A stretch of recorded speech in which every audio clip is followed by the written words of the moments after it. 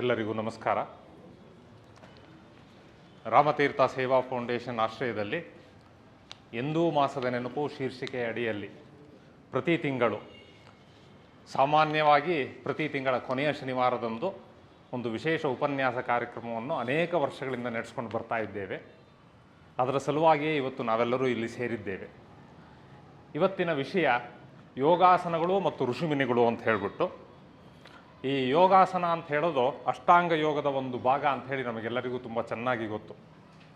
ಯೋಗಾಸನಗಳು ಅಂತ ಹೇಳಿದರೆ ದೈಹಿಕ ವ್ಯಾಯಾಮ ಅಲ್ಲ, ಕಸರತ್ತಲ್ಲ, ಸರ್ಕಸ್ ಅಲ್ಲ. ಅದು ಶರೀರ, ಮನಸ್ಸು, ಬುದ್ಧಿ, ಆತ್ಮ ಇವೆಲ್ಲವೂ ಒಂದೇ ಆಗಿರುವ ಅಥವಾ ಒಂದೇ ಆಗಬೇಕಾಗಿರ್ತಕ್ಕಂಥ ಅಂಗಭಂಗಿ. ಈ ರೀತಿಯಾಗಿರ್ತಕ್ಕಂಥ ಪ್ರತಿಯೊಂದು ಅಂಗಭಂಗಿಗೂ ಒಂದೊಂದು ಹೆಸರಿದೆ. ಆ ಹೆಸರುಗಳನ್ನು ನಾವು ಗಮನಿಸ್ತಾ ಬಂದಾಗ ಅದರಲ್ಲಿ ಒಂದು ಜೀವ ವಿಕಾಸದ ತತ್ವ ಇದೆ, ಸಮತ್ವದ ಭಾವ ಇದೆ. ಸಸ್ಯ, ಕೀಟಗಳು, ಪ್ರಾಣಿ, ಪಕ್ಷಿ, ದೇವರುಗಳು, ಕೊನೆಗೆ ಋಷಿಮುನಿಗಳ ಹೆಸರುಗಳು ಕೂಡ ಈ ಒಂದು ಯೋಗಾಸನದ ಹೆಸರುಗಳಲ್ಲಿ ಬರ್ತವೆ. ಆ ಪ್ರತಿಯೊಂದು ಹೆಸರು, ಆ ಭಂಗಿ, ಆ ಹೆಸರಿನ ಅರ್ಥ ಸ್ವಾರಸ್ಯ ಇದನ್ನು ಗಮನಿಸ್ಕೊಂಡ್ರೆ ನಾವು ಪ್ರತಿನಿತ್ಯ ಇಲ್ಲಿ ಏನು ಯೋಗಾಸನಗಳನ್ನು ಮಾಡ್ತೀವಿ ಅದರ ರುಚಿ ಜಾಸ್ತಿ ಆಗುತ್ತೆ, ಸಿಗುವ ಆನಂದವೇ ಬೇರೆ ಆಗುತ್ತೆ. ಇಲ್ಲ ಅಂತ ಹೇಳಿದರೆ ಸಾಮಾನ್ಯವಾಗಿ ನಾವೇನು ಮಾಡ್ತೀವಿ, ಕ್ಲಾಸಿಗೆ ಬರ್ತೀವಿ, ಶಿಕ್ಷಕರು ಒಂದಷ್ಟು ಆಸನಗಳನ್ನು ಹೇಳ್ತಾರೆ, ಕೆಲವು ಸಮಯ ಹೆಸರು ಹೇಳ್ತಾರೆ, ಕೆಲವು ಸಮಯ ಹೆಸರು ಹೇಳಲ್ಲ. ಯಾಕಂತ ಹೇಳಿದರೆ ಅದು ಪ್ರಾಕ್ಟಿಕಲ್ ಕ್ಲಾಸ್ ಆಗಿರುತ್ತೆ. ಸೊ ಅದನ್ನು ಮಾಡ್ಕೊಂಡು ಹೋಗ್ತಾ ಇರ್ತೀವಿ. ಯಾರೋ ನಮ್ಮ ಸ್ನೇಹಿತರು ಸಿಕ್ಕಾಗ ಮಾತಾಡೋಷ್ಟೊತ್ತಿಗೆ ನೀವು ಯಾವುದೆಲ್ಲ ಯೋಗಾಸನಗಳು ಮಾಡ್ತಾ ಇದ್ದೀರಿ ಅಂತಂದರೆ ಅದೇ ಕೈ ಮುಂದೆ ಮಾಡ್ತೀವಿ, ಕಾಲು ಹಿಂದೆ ಮಾಡ್ತೀವಿ ಅಂಥೇಳಿ ಈ ಥರ ಎಕ್ಸ್ಪ್ಲೈನ್ ಮಾಡ್ತಾ ಹೋಗ್ತಾ ಇರ್ತೀವಿ. ಅದ್ರ ಬದಲಿಗೆ ನಾವು ಯಾವ್ದು ಆಸನಗಳನ್ನು ಮಾಡ್ತೀವಿ ಅವುಗಳ ಹೆಸರೇನು, ಆ ಹೆಸರಿನ ಹಿಂದಿರ್ತಕ್ಕಂಥ ಒಂದು ಅರ್ಥ ಸ್ವಾರಸ್ಯವೇನು ಅನ್ನೋದನ್ನು ಗಮನಿಸ್ಕೊಂಡ್ರೆ ಸೊ ನಾವು ಮಾಡೋದನ್ನು ಇನ್ನೂ ಚೆನ್ನಾಗಿ ಮಾಡ್ತಕ್ಕಂಥ ಒಂದು ಮನಸ್ಥಿತಿ ಬರುತ್ತೆ ಅಂತ ಹೇಳ್ತಾ ಇವತ್ತಿನ ಒಂದು ಈ ಕಾರ್ಯಕ್ರಮಕ್ಕೆ ನಿಮಗೆಲ್ಲರಿಗೂ ಪ್ರಪ್ರಥಮವಾಗಿ ಸ್ವಾಗತವನ್ನು ಕೋರ್ತಾ ಇದ್ದೇನೆ.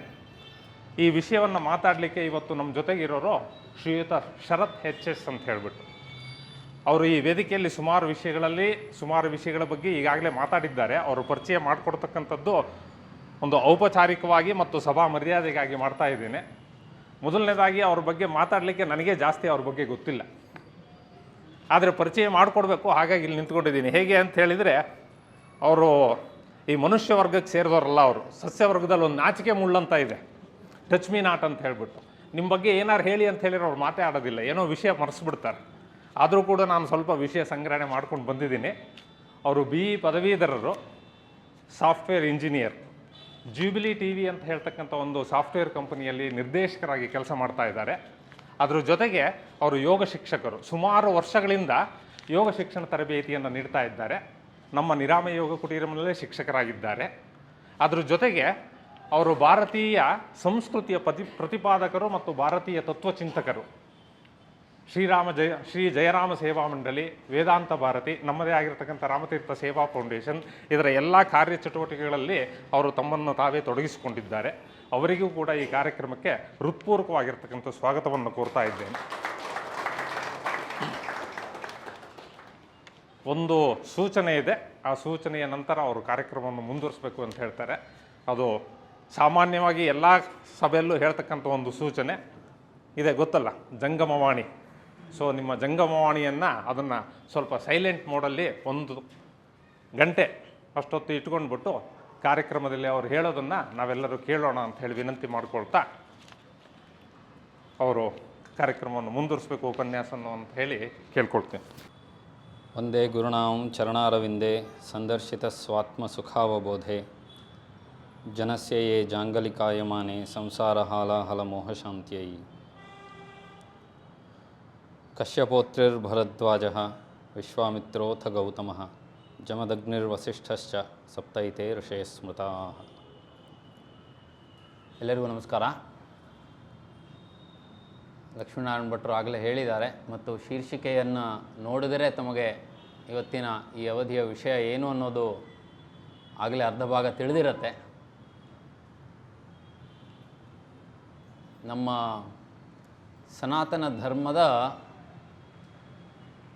ಬುನಾದಿಯೇ ಜ್ಞಾನ, ಒಪ್ತೀರಾ ಅಲ್ಲ? ಅದರ ಬುನಾದಿಯೇ ಜ್ಞಾನ.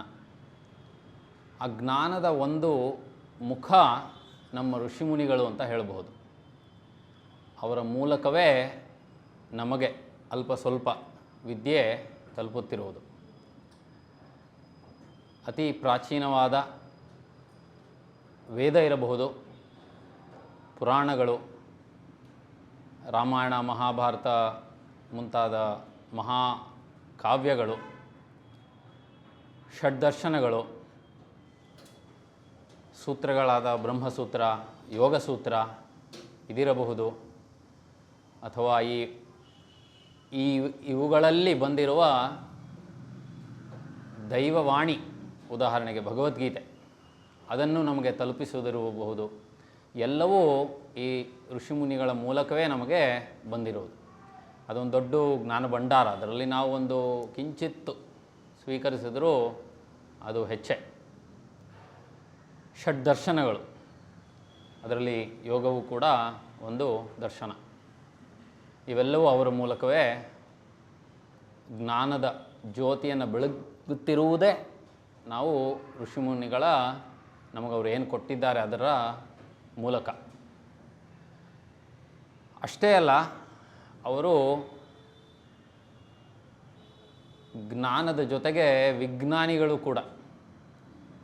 ಅದು ಯಾವುದೇ ಇರಬಹುದು, ಖಗೋಳ, ಭೂಗೋಳ, ಅರ್ಥಶಾಸ್ತ್ರ, ವೈದ್ಯಶಾಸ್ತ್ರ, ಅಣು ಪರಮಾಣು, ಅದೇ ಇಂಗ್ಲೀಷಲ್ಲಿ ಹೇಳಬೇಕಂದ್ರೆ ಅಸ್ಟ್ರಾನಮಿ, ಜಿಯೋಗ್ರಫಿ ಆರ್ ಮೆಡಿಸಿನ್, ಯಾವುದೇ ಇರ್ಬೋದು, ಇನ್ಕ್ಲೂಡಿಂಗ್ ಮೆಟಾಫಿಸಿಕ್ಸ್, ಅಟಾಮಿಕ್ ಫಿಸಿಕ್ಸ್, ಎಲ್ಲವುದರಲ್ಲೂ ಪರಿಣತಿಯನ್ನು ಹೊಂದಿದವರವರು. ಆಗಿನ ಕಾಲದ ವಿಷಯಗಳು ಈಗಿನ ಕಾಲದ ವಿಷಯಗಳು ಸ್ವಲ್ಪ ಬೇರೆ ಇರಬಹುದು, ಆದರೂ ಅವರು ಅದರ ಬಗ್ಗೆ ಎಲ್ಲ ವಿಷಯವನ್ನು ತಿಳಿದು ಸಂಶೋಧನೆ ಮಾಡಿ ಆ ಜ್ಞಾನವನ್ನು ಪಡೆದಿದ್ದವರು.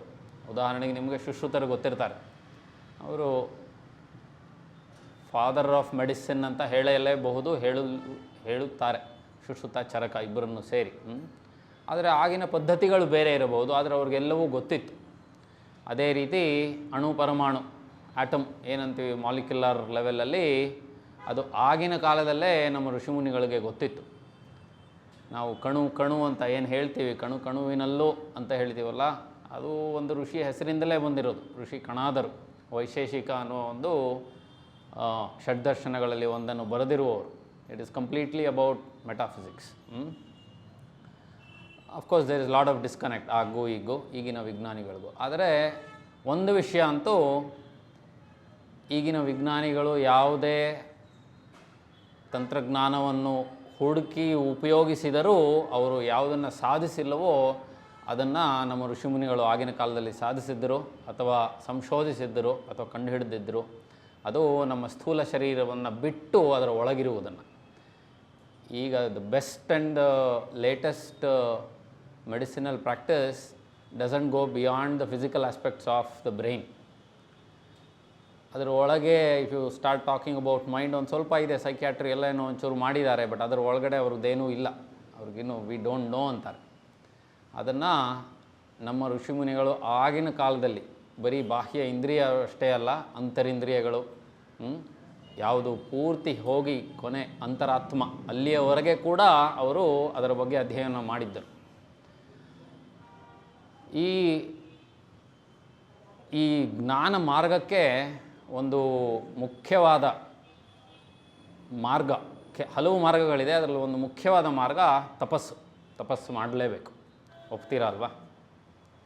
ತಪಸ್ಸಿಗೆ ಸಾಧನಗಳು, ಕೆಲವು ಸಾಧನಗಳು ಅಂದರೆ ಟೂಲ್ಸ್ ಏನು ಅಂದರೆ, ನಮ್ಮ ದೈಹಿಕ ಸಾಮರ್ಥ್ಯ, ಸ್ಥಿರತೆ, ದೇಹದ ಸ್ಥಿರತೆ, ಮತ್ತು ನಮ್ಮ ಪ್ರಾಣದ ನಿಯಂತ್ರಣ ಹಾಗೂ ಇಂದ್ರಿಯಗಳ ನಿಗ್ರಹ, ಇದಿಷ್ಟು ಬೇಕೇ ಬೇಕು ಒಬ್ಬ ಋಷಿ ತಪಸ್ಸು ಮಾಡಬೇಕಂದ್ರೆ. ಇವೆಲ್ಲ ಯಾವುದರಲ್ಲಿ ಬರುತ್ತೆ? ಅದೇ ಯೋಗ. ಅದೇ ಯೋಗ. ಬಹುಶಃ ಆ ಕಾರಣದಿಂದಲೋ ಏನೋ ನಮ್ಮ ಅಷ್ಟಾಂಗ ಯೋಗದ ಆಸನಗಳು, ಹಲವು ಆಸನಗಳು ಈ ಋಷಿಮುನಿಗಳ ಹೆಸರಿನಲ್ಲಿ ಇರುವ ಆಸನಗಳಿದೆ. ಇವತ್ತು ನಾವು ಆ ಆಸನಗಳ ಕಿಂಚಿತ್ ಪರಿಚಯ, ಅದರ ಮೂಲಕ ಋಷಿಮುನಿಗಳ ಪರಿಚಯವನ್ನು ಮಾಡಿಕೊಳ್ಳೋಣ. ಪ್ರತಿಯೊಂದು ಆಸನವೂ ಒಂದು ಕ್ವಿಜ್ ಥರ ಇರುತ್ತೆ. ನೀವು ಹೇಳಬೇಕು ಯಾವುದು ಆಸನ ಅಂತ. ಸಾಮಾನ್ಯವಾಗಿ ಕ್ಲಾಸ್ಗಳಲ್ಲಿ ಮಾಡಿಸೋದಿಲ್ಲ, ನೋಡೋಣ. ಆಗಲೇ ಹೇಳಿದ್ದಾರೆ ಮೊಬೈಲು ಯಾವುದು ಇಟ್ಕೋಬಾರ್ದು ಅಂತ. ಕ್ಲೋಸ್ಡ್ ಬುಕ್ ಟೆಸ್ಟ್ ಇದು. ಒಂದು 15ರಿಂದ 16 ಆಸನ ಇರ್ಬೋದು. ಆ ಆಸನಗಳನ್ನು ನೋಡಿ ಅದರ ಮೂಲಕ ಋಷಿಮುನಿಗಳ ಪರಿಚಯವನ್ನು ಮಾಡೋಣ. ಹಲವು ಚಿತ್ರಗಳು ನಮ್ಮ ಗುರು ಪರಂಪರೆಯದ್ದೇ. ಹೆಸರನ್ನು ಹಾಕಿದ್ದೇನೆ, ನಿಮ್ಗೆ ಅದರಿಂದ ಗೊತ್ತಾಗುತ್ತೆ ಯಾವ ಆಸನ ಇರ್ಬೋದು.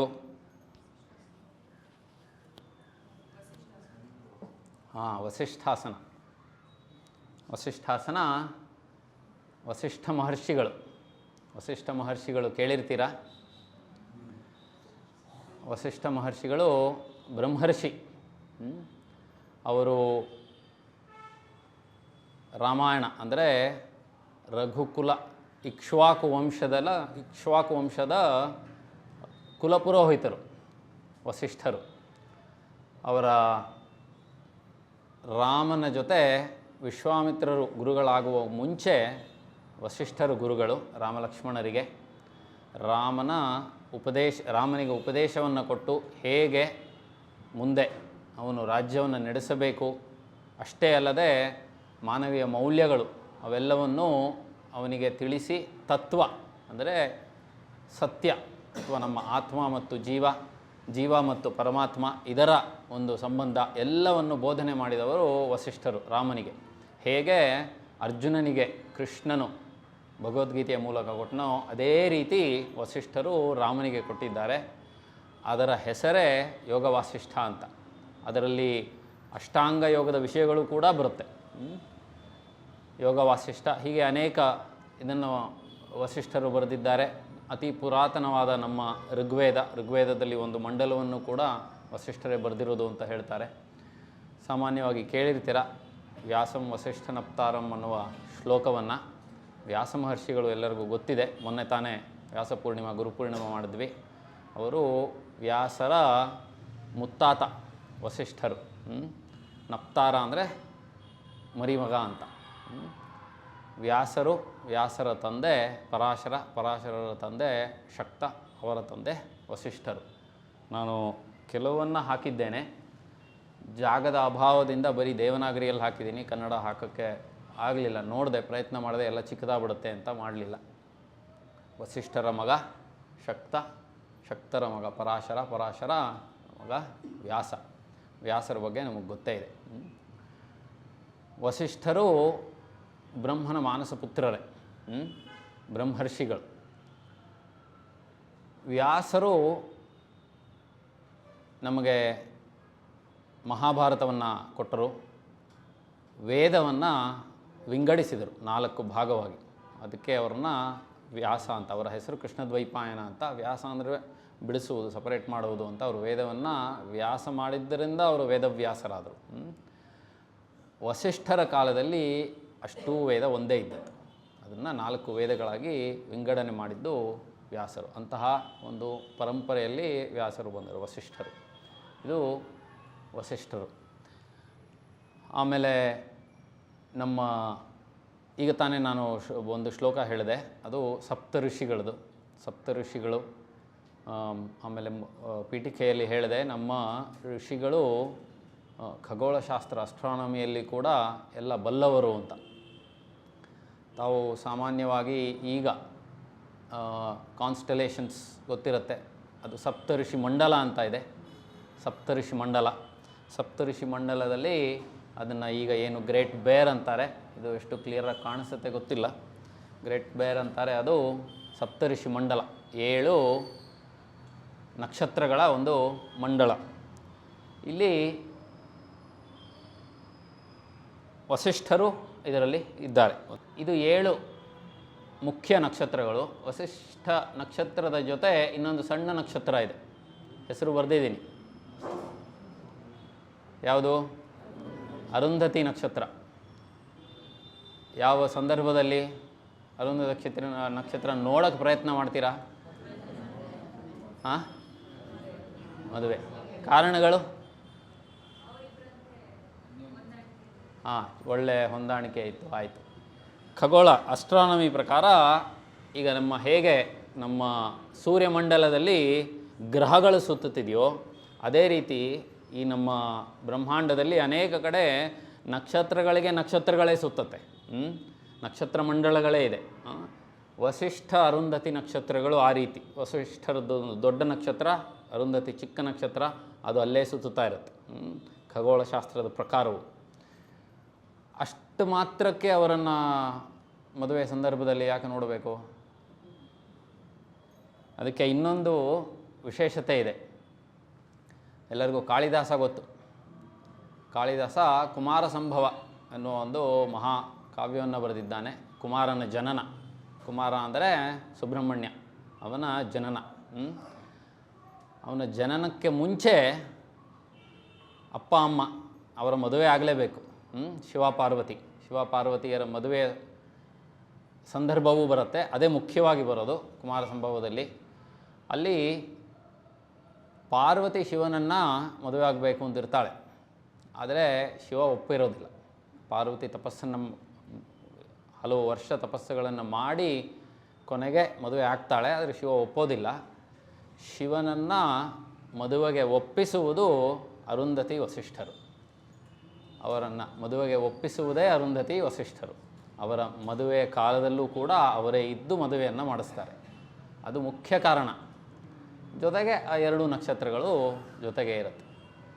ವಸಿಷ್ಠ ಅರುಂಧತಿಯರು ಅದಕ್ಕೆ ಬ್ರಹ್ಮರ್ಷಿ ಅಷ್ಟೇ ಅಲ್ಲ, ನಮ್ಮ ಪುರಾಣದಲ್ಲಿ, ನಮ್ಮ ಪ್ರಾಚೀನ ಇತಿಹಾಸದಲ್ಲಿ ಅತಿ ಮುಖ್ಯವಾದ ಸ್ಥಾನವನ್ನು ಪಡೆದಿರುವವರು.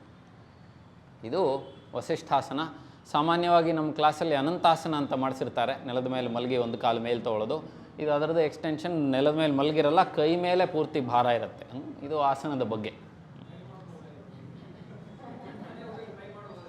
ಹಾಂ ಮುಂದಿನದು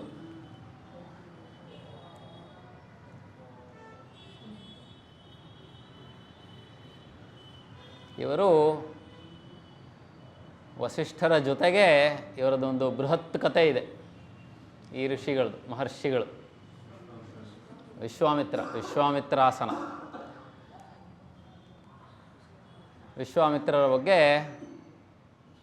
ಆಸನದ ಬಗ್ಗೆ ಹೇಳಬೇಕಂದ್ರೆ, ಒಂದು ಕಾಲು ಈಗ ನಾವು ಉಪವಿಷ್ಟ ಕೋಣಾಸನ ಯಾವುದು ಮಾಡ್ತೀವಿ ಆ ಆಸನದಿಂದ ಮಾಡ್ತಾರೆ, ಅಥವಾ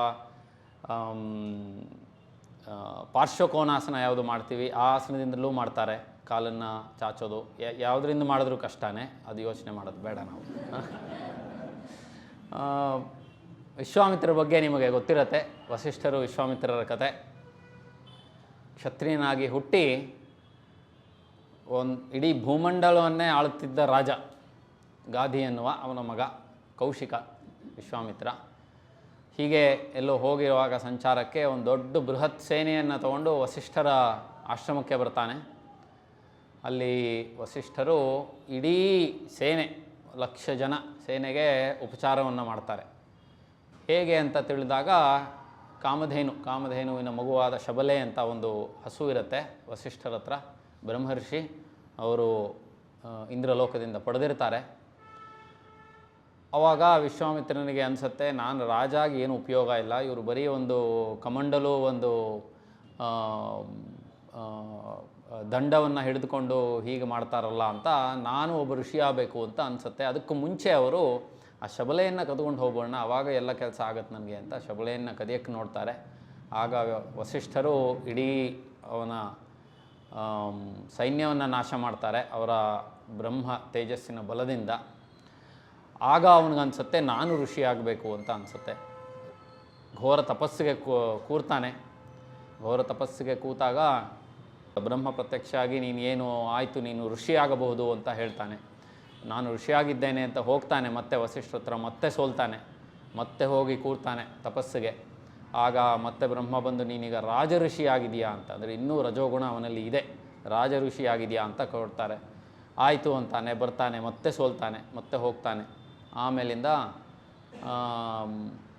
ಸಾಮಾನ್ಯವಾಗಿ ಏನಾರು ಅಡಚಣೆಗಳು ಬರ್ತಾನೆ ಇರುತ್ತೆ. ಅದರಲ್ಲಿ ಒಂದು ಅಡಚಣೆ ನಿಮಗೆ ಗೊತ್ತಿರಬಹುದು, ವಿಶ್ವಾಮಿತ್ರ ಮೇನಕೆಯ ಪ್ರಸಂಗ ಅದು ಆಗತ್ತೆ. ಆಮೇಲಿಂದ ಅದರಿಂದ ಹೊರಬಂದು ಅವನು ಮತ್ತೆ ತಪಸ್ಸಿಗೆ ಕೂರ್ತಾನೆ. ಆಗ ಬ್ರಹ್ಮಋಷಿಯ ಪದವಿಯನ್ನು ಪಡಿತಾನೆ. ಆವಾಗ ವಸಿಷ್ಠರ ಹತ್ರ ಹೋಗ್ತಾನೆ.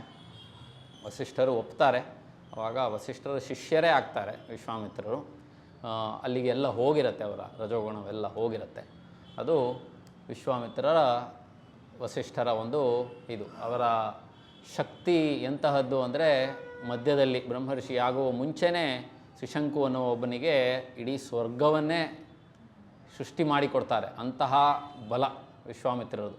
ಅವರು ಕೂಡ ಋಗ್ವೇದದಲ್ಲಿ ಒಂದು ಮಂಡಲವನ್ನೇ, ಮೂರನೇದೋ ಯಾವುದೋ ಒಂದು ಮಂಡಲವನ್ನೇ ಪೂರ್ತಿ ಬರೆದಿದ್ದಾರೆ. ನಾವು ಯಾವುದನ್ನು ಗಾಯತ್ರಿ ಮಂತ್ರ ಅಂತ ಹೇಳ್ತೀವಿ ಅದನ್ನು ರಚಿಸಿದ್ದು ವಿಶ್ವಾಮಿತ್ರರಲ್ಲಿ. ವಿಶ್ವಾಮಿತ್ರರ ಇನ್ನು ಈಗ ತಾನೇ ಹೇಳಿದೆ, ಅವರ ವಂಶದ ವೃಕ್ಷದಲ್ಲಿ ಗಾಧಿ ಮಹಾರಾಜನ ಮಗ ಕೌಶಿಕ ವಿಶ್ವಾಮಿತ್ರನಾಗ್ತಾನೆ. ಶಕುಂತಲ ಮಗಳು, ಮಗ ಭರತ, ಕೇಳಿರ್ತೀರ ಭರತ. ಈ ನಮ್ಮ ಪುಣ್ಯ ಭೂಮಿಯ ಹೆಸರು ಆ ಭರತನಿಂದಲೇ ಬಂದಿರುವುದು. ವಿಶ್ವಾಮಿತ್ರರದ ಬಗ್ಗೆ ಇಷ್ಟು ಒಂದು ಸಣ್ಣ ಪರಿಚಯ. ಇದು ಯಾವ ಆಸನ ಇರಬಹುದು? ನೋಡೇ ಇರಲ್ಲ ಅನಿಸುತ್ತೆ. ಅಂದ ಹಾಗೆ ಎಲ್ಲ ಸುಮಾರು ಆಸನಗಳು ಬಿ ಕೆ ಎಸ್ ಅಯ್ಯಂಗಾರ್ ಗುರುಜಿಯವರ ಯೋಗ ದೀಪಿಕಾ ಎನ್ನುವ ಪುಸ್ತಕದಿಂದ ತೆಗೆದುಕೊಂಡಿರುವುದು. ಇದು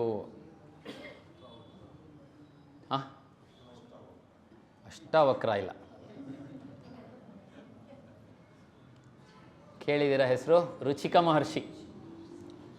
ರುಚಿಕ ಮಹರ್ಷಿ ಅಂತ ನಮ್ಮ ವಿಷ್ಣುವಿನ ಅವತಾರಗಳು ಆಗಿದೆ. ಆ ವಿಷ್ಣುವಿನ ಅವತಾರಗಳಲ್ಲಿ 2 ಅವತಾರಗಳಿಗೆ ನಮ್ಮ ಋಷಿಮುನಿಗಳು ಕಾರಣಭೂತರು. ಒಂದು ರಾಮಾವತಾರ. ರಾಮಾವತಾರಕ್ಕೆ ಯಾವ ಋಷಿ ಕಾರಣ ಗೊತ್ತಿರುತ್ತೆ ಸಾಮಾನ್ಯ. ಅದೇ ಪುಣ್ಯಭೂಮಿಯವರು ಈಗ 1 ನಿಮಿಷದ ಹಿಂದೆ, ಕೆಲವು ನಿಮಿಷದ ಹಿಂದೆ ನಿಂತು ಮಾತನಾಡಿದ್ರು. ಶೃಂಗೇರಿ ಊರ ಹೆಸರು, ಋಷಿ ಹೆಸರು ಋಷ್ಯಶೃಂಗರು. ಆ ಋಷ್ಯಶೃಂಗರು ಏನು, ಒಂದು ಪುತ್ರಕಾಮೇಷ್ಟಿ ಯಾಗ ಅದನ್ನು ಮಾಡಿಸಿ ದಶರಥನಿಗೆ ಮಕ್ಕಳಾಗುವ ಒಂದು ಸಿದ್ಧಿಯನ್ನು ಕೊಟ್ಟಿರ್ತಾನೆ. ಆ ಪುತ್ರಕಾಮೇಷ್ಟಿ ಯಾಗ ಅದೇ ಒಂದು ದೊಡ್ಡ ತಪೋಬಲದಿಂದ ಬರೋದದು. ಇನ್ನೊಬ್ಬ ಋಷಿ ಆ ಬಲವನ್ನು ಹೊಂದಿದವರು ರುಚಿಕರು. ಇದು ಒಂದು ರೋಚಕವಾದ ಕತೆ. ಯಾವ ಅವತಾರ ಅಂತ ಆಮೇಲೆ ಹೇಳ್ತೀನಿ, ಕೆಲವರು ಗೊತ್ತಿರ್ಬೋದೇನೋ, ಆಮೇಲೆ ಹೇಳ್ತೀನಿ. ರುಚಿಕ ಮಹರ್ಷಿಗಳು, ಒಬ್ಬ ಮಹಾರಾಜ ಇರ್ತಾನೆ. ಅವನು ಕ್ಷತ್ರಿಯ, ಮಹಾರಾಜರು ಅಂದರೆ. ಅವನ ಮಗಳು ಸತ್ಯವತಿ ಅಂತಿರ್ತಾಳೆ. ರುಚಿಕರು ಅವಳನ್ನು ಮದುವೆ ಆಗಬೇಕು, ವಿವಾಹವಾಗಬೇಕು ಅಂತ ಇಷ್ಟಪಡ್ತಾರೆ. ಆದರೆ ಅವನು ಒಪ್ಪೋದಿಲ್ಲ. ಏನೋ ಒಂದಷ್ಟು ಅಡಚಣೆಗಳು ಕೊಡ್ತಾನೆ. ಬಿಳಿ ಕುದುರೆ, ಕರಿ ಕಿವಿ ಇರೋದು 1,000 ಕುದುರೆ ತೊಗೊಂಬ, ಈ ಥರದ್ದು ಯಾವುದೋ ಒಂದು ಇದನ್ನು ಕೊಡ್ತಾನೆ. ಏನೋ ಮಾಡಿ ರುಚಿಕ ಮಹರ್ಷಿಗಳು ಆಯಿತು ಅಂತ ಎಲ್ಲ ಮಾಡಿ ಕೊನೆಗೆ ಕೊಟ್ಟು ಒಪ್ಪಿಸಿ ಸತ್ಯವತಿ ಎನ್ನುವನ್ನ ವಿವಾಹವಾಗ್ತಾರೆ. ಆ ರಾಜನಿಗೆ ಮಗಳು ಒಬ್ಬಳೇ ಇರ್ತಾಳೆ, ಗಂಡು ಮಕ್ಕಳು ಇರೋದಿಲ್ಲ. ಸೊ ಅಲ್ಲಿಗೆ ವಂಶ ಮುಂದೆ ಬೆಳೆದಿರಲ್ಲ. ಆದರೆ ಮಗಳನ್ನು ಮದುವೆ ಆಗ್ತಾರೆ. ಆಗ ಇವರ ವಂಶವು ಬೆಳೆಯುವುದಕ್ಕೆ ಪುತ್ರಕಾಮೇಷ್ಟಿ ಯಾಗವನ್ನು ಮಾಡಿ ಮಗುವನ್ನು ಪಡಿಬೇಕು ಅಂತ ಇಚ್ಛೆ ಪಡ್ತಾರೆ. ಆಗ ಪತ್ನಿ ಸತ್ಯವತಿ ಹೇಳ್ತಾಳೆ, ನಮ್ಮ ತಾಯಿಗೂ ಒಂಚೂರು ಇದನ್ನು ಆ ಯಾಗದಲ್ಲಿ ಫಲ ಬರುವ ಹಾಗೆ ಮಾಡಬೇಕು ನೀವು ಅಂತ ಕೇಳ್ತಾಳೆ. ಆಯಿತು ಅಂದ್ಬಿಟ್ಟು ಅದೇ ರೀತಿ ಹೇಗೆ ಋಷ್ಯಶೃಂಗರು ಪಾಯಸವನ್ನು ಕೊಟ್ಟರೋ ಅದೇ ರೀತಿ ಪಾಯಸವನ್ನು ತಯಾರಿಸ್ತಾರೆ. 2 ಬಟ್ಟಲುಗಳು. ಇವರು ರುಚಿಕರು, ಋಷಿಗಳು, ಬ್ರಾಹ್ಮಣರು. ಅಲ್ಲಿ ಮಾವ ಅತ್ತೆ ಕ್ಷತ್ರಿಯರು. ಅದಕ್ಕೆ 2 ಪಾಯಸಗಳು, ಒಂದರಲ್ಲಿ ಬ್ರಹ್ಮ ತೇಜಸ್ಸು, ಇನ್ನೊಂದರಲ್ಲಿ ಕ್ಷಾತ್ರ ತೇಜಸ್ಸು. ಅದನ್ನು ಹಾಕಿ 2 ಪಾಯಸಗಳನ್ನು ತಯಾರು ಮಾಡಿರ್ತಾರೆ. ಪತ್ನಿ ಮತ್ತು ಅತ್ತೆಯರಿಗೆ ಕೊಡ್ತಾರೆ, ತಗೊಳ್ಳಿ ಅಂತ. ಆದರೆ ಆ ತಾಯಿ ಅಂತಾಳೆ, ನಿನ್ನ ಗಂಡ ನಿನಗೆ ಎಲ್ಲ ಸಿದ್ಧಿಗಳಿರುವಂಥ ಪಾಯಸವನ್ನು ಮಾಡಿಕೊಟ್ಟಿರ್ತಾನೆ, ನನಗೆ ಯಾವುದೋ ಸ್ವಲ್ಪ ಕಡಿಮೆ ಸಿದ್ಧಿ ಇರೋದಿರುತ್ತೆ, ನಾವು ಅದಲು ಬದಲು ಮಾಡ್ಕೊಳ್ಳೋಣ ಅಂತ ಹೇಳ್ತಾಳೆ ತಾಯಿ. ಮಗಳು ಆಯಿತು ಅಂತ ಒಪ್ಕೋತಾಳೆ. ಅವರಿಬ್ಬರದ್ದು ಇದನ್ನು ಅವರು ಪಾಯಸವನ್ನು ಸೇವಿಸ್ತಾರೆ. ಅದು ರುಚಿಕರಿಗೆ ಗೊತ್ತಾಗತ್ತೆ. ಆಗ ಅವ್ರಿಗೆ ಸಿಕ್ಕಾಪಟ್ಟೆ ಕೋಪ ಬರುತ್ತೆ. ಇದು ಏನು, ಯಾವ ಥರ ಮಾಡಿದ್ರಿ ನೀವು? ಈಗ ನಿನ್ನ ತಾಯಿಗೆ ಬ್ರಹ್ಮ ತೇಜಸ್ಸಿರುವ ಮಗ ಹುಟ್ಟುತ್ತಾನೆ ಬ್ರಾಹ್ಮಣನಾಗಿ, ನಿನಗೆ ಕ್ಷತ್ರಿಯನಾಗಿ ಹುಟ್ಟುತ್ತಾನೆ, ಏನು ಮಾಡೋದು ಅಂತ. ಅದಕ್ಕೆ ಸತ್ಯವತಿ ಕೇಳ್ಕೋತಾಳೆ, ಇಲ್ಲ ಕ್ಷಮಿಸಿ, ದಯವಿಟ್ಟು ನಮಗೆ ಕ್ಷತ್ರಿಯ ಇದು ಬೇಡ, ನಮಗೆ ಬ್ರಾಹ್ಮಣನೇ ಬೇಕು ಅಂತ. ಅದಕ್ಕೆ ರುಚಿಕರು ಹೇಳ್ತಾರೆ, ಇದು ಆಗೋದಿಲ್ಲ ಮಾಡೋಕ್ಕೆ, ಆದರೆ ಒಂದೇ ಒಂದು ಮಾಡಬಹುದು, ನಾನು ಒಂದು ತಲೆಮಾರು ಮುಂದಕ್ಕೆ ತಳ್ಳಬಹುದು ಅಷ್ಟೇ ಅಂತ. ಅಂದರೆ ಈ ಕ್ಷತ್ರಿಯ ಹುಟ್ಟಬೇಕು, ಇಲ್ಲ ಬ್ರಾಹ್ಮಣ ಹುಟ್ಟುತ್ತಾನೆ, ಅದರ ಮೊಮ್ಮಗ ಕ್ಷತ್ರಿಯ ಖಂಡಿತ ಅಂತ. ಅದಾದ ನಂತರ ರುಚಿಕರಿಗೆ ಹುಟ್ಟುವುದು ಜಮದಗ್ನಿ ಅನ್ನುವ ಮಹರ್ಷಿಯೇ. ಅವರ ರುಚಿಕ ಮತ್ತು ಸತ್ಯವತಿಗೆ ಅವರ ಅತ್ತೆ ಮಾವ ಯಾರು ಅಂದರೆ ಗಾಧಿ ಮಹರ್ಷಿ, ಈಗ ತಾನೇ ನೋಡಿದ್ವಿ. ಅವರಿಗೆ ಹುಟ್ಟುವುದು ವಿಶ್ವಾಮಿತ್ರ, ಕೌಶಿಕ ಅಂತ. ಕ್ಷತ್ರಿಯನಾಗಿ ಹುಟ್ಟಿದರೂ ಅವನು ಕೊನೆಗೆ ಬ್ರಹ್ಮರ್ಷಿ ಆಗ್ತಾನೆ. ಇವನು ಮಗ ಜಮದಗ್ನಿ ಆಗ್ತಾನೆ. ಅವನ ಮಗವೇ ವಿಷ್ಣುವಿನ ಅವತಾರವಾದ ಪರಶುರಾಮ ಹುಟ್ಟಿನಿಂದ ಬ್ರಾಹ್ಮಣ, ಕೊನೆಗೆ ಪೂರ್ತಿ ಅವನಲ್ಲಿರುವುದೆಲ್ಲ ಬರೀ ಕ್ಷಾತ್ರ ತೇಜಸ್ಸೆ. ಸೊ ಇದು ರುಚಿಕ ಮಹರ್ಷಿಗಳ ಕತೆ. ಅವರು ನಮ್ಮ ಸಪ್ತಋಷಿಗಳು, ಒಂದೊಂದು ಮನ್ವಂತರಕ್ಕೂ ಸಪ್ತಋಷಿಗಳು ಬೇರೆ ಆಗ್ತಿರ್ತಾರೆ. ಸ್ವಯಂಭೂ ಮನ್ವಂತರದ ಸಪ್ತಋಷಿಗಳಲ್ಲಿ ಒಬ್ಬರಾದ ಭೃಗು ಮಹರ್ಷಿಗಳ ಮಗನೂ ಕೂಡ ರುಚಿಕ ಮಹರ್ಷಿಗಳು. ಇದು ರುಚಿಕ ಮಹರ್ಷಿಗಳ ಬಗ್ಗೆ. ರುಚಿಕಾಸನ ಒಂದು ಕಾಲು, ಈಗ ಏಕಪಾದ ಶೀರ್ಷಾಸನ ಅಂತ ಇರುತ್ತೆ, ನೀವು ಅಲ್ಲಿ ನೋಡಬಹುದು. ಆ ಏಕಪಾದ ಶೀರ್ಷಾಸನ ಮಾಡಿದಾಗ ಕೂತಿ ಮಾಡೋದು ಒಂದು, ಇದು ನಿಂತು ಮಾಡಿ ಮುಂದಕ್ಕೆ ಬಗ್ಗುವುದು ಒಂದು. ಅದು ಮಾಡಿದಾಗ ಇದು ರುಚಿಕಾಸನ ಈ ಭಂಗಿ ಬರುತ್ತೆ. ಇದು ಆಮೇಲೆ ಇನ್ನೊಂದು ಆಸನ, ಒಂದು ಕಾಲು ಪದ್ಮಾಸನ, ಇನ್ನೊಂದು ಕಾಲು ಯಾವುದು ವಿಶ್ವಾಮಿತ್ರಾಸನ ಅಂತ ನೋಡಿದ್ವಿ ಅದೇ. ಆದರೆ ಬದ್ಧ ಪದ್ಮಾಸನದಲ್ಲಿ ಒಂದು ಕೈ ಒಂದು ಕಾಲು ಬಂದಿದೆ.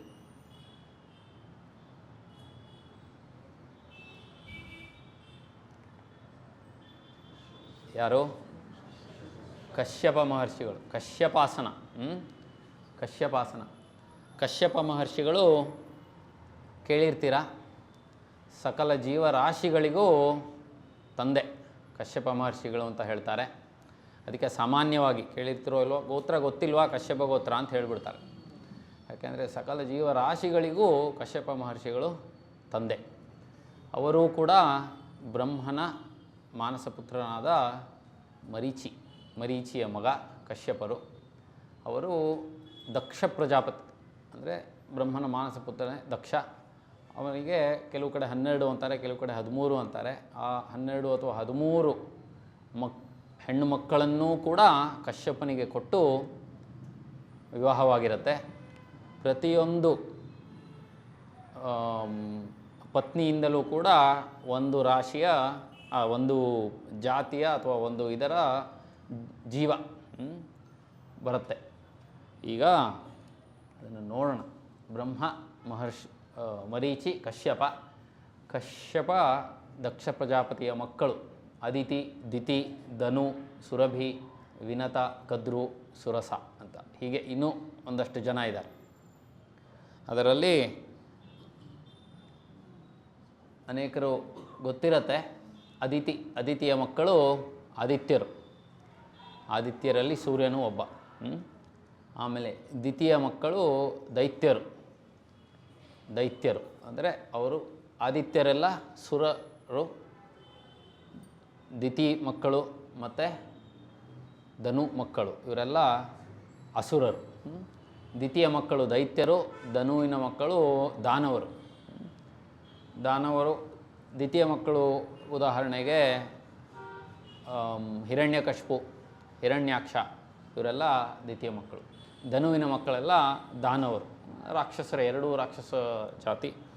ಸುರಭಿ ಗೊತ್ತಿದೆ. ಸುರಭಿಯ ಇನ್ನೊಂದು ಹೆಸರು ಕಾಮಧೇನು ನಮ್ಮ ಗೋವಂಶ ಪರಂಪರೆ ಸುರಭಿಯಿಂದ ಶುರುವಾಗುತ್ತದೆ. ನಂದಿನಿ, ಈಗ ತಾನೇ ಹೇಳಿದೆ, ಶಬಲ ಇವರೆಲ್ಲ ಸುರಭಿಯ ಮಕ್ಕಳು. ಆಮೇಲೆ ವಿನತ ಅರುಣ ಮತ್ತು ಗರುಡ, ನಮ್ಮ ಪಕ್ಷಿ ರಾಜರು ಅವರು. ಅರುಣ ಮತ್ತು ಗರುಡ ಅವರ ತಾಯಿ. ಕದ್ರು ಸರ್ಪಗಳ ತಾಯಿ. ಆಮೇಲೆ ಸುರಸ ಕೂಡ ನಾಗಗಳು. ಅಲ್ಲಿ ಸ್ವಲ್ಪ ವೇರಿಯೇಷನ್ ಇರುತ್ತೆ, ಒಂದು ನೀರಲ್ಲಿರುತ್ತೆ, ಒಂದು ಹೊರಗಡೆ ಇರುತ್ತೆ, ಆ ಥರ ಏನೋ ವೇರಿಯೇಷನ್ ಇರುತ್ತೆ. ಇವರಿಬ್ಬರೂ ನಾಗ ಮತ್ತು ಸರ್ಪಗಳ ತಾಯರು. ಈಗ ಹೇಳಿದ್ದೆ, ಅದರಲ್ಲಿ ಹಾಕಿದ್ದೀನಿ. ಅವರ ಮಕ್ಕಳ ಒಂದು ಗುಂಪಿನ ಹೆಸರು ಅಷ್ಟೇ ಅದು, ನಾಗ, ಉರಗ ಅಂದರೂ ಇದೆ. ಸೊ ಕಶ್ಯಪ ಮಹರ್ಷಿಗಳ ಬಗ್ಗೆ ಇದು. ಆದ್ದರಿಂದ ಅವರು ಇಡೀ ನಮ್ಮ ಏನು ಮನುಕುಲವಷ್ಟೇ ಅಲ್ಲ, ಅದನ್ನು ಹೊರತು ಪ್ರಾಣಿ ಸಸ್ಯಗಳು ಎಲ್ಲ, ಇಳ ಅಂತ ಒಬ್ಬಳು ಪತ್ನಿ ಇರ್ತಾಳೆ, ಅವಳಿಂದ ಫ್ಲೋರಾ ಆ್ಯಂಡ್ ಫಾನಾ, ವೃಕ್ಷಗಳು ಮತ್ತು ಗಿಡಗಳು ಬರುತ್ತೆ ಅಂತ. ಸೊ ಪ್ರತಿಯೊಂದು ಜೀವರಾಶಿಗೂ ಕಶ್ಯಪರು ತಂದೆ ಅಂತ ನಮ್ಮ ಪುರಾಣಗಳು ಹೇಳುತ್ತೆ. ಅಂದಹಾಗೆ ಮನುಕುಲ ಅಂತ ಅಂದೆ, ಜ್ಞಾಪಕ ಬಂತು. ಮನುಕುಲ ಹೇಗೆ ಬಂತು? ಅದು ಕೂಡ ಒಬ್ಬ ಋಷಿಯಿಂದನೇ. ನಾವೆಲ್ಲ ಮನುಷ್ಯರು, ನಮ್ಮ ಇದು ಮನುಕುಲ. ನಾವೆಲ್ಲ ಮನು ಮಹರ್ಷಿಗಳಿಂದ ಬಂದವರು ಅದು. ಆದ್ದರಿಂದ ನಾವು ಮನುಕುಲ. ಮನುಷ್ಯರು ಕೂಡ ಋಷಿಗಳಿಂದಲೇ ಬಂದಿರುವ ಪದ ಮನುಷ್ಯ. ಇದು ಕಶ್ಯಪರ ಬಗ್ಗೆ. ಖುಷಿಯಾಗಿ ಹೇಳ್ಬೋದು, ಎಲ್ಲರೂ ಮಾಡ್ತಾನೇ ಇರ್ತೀರ.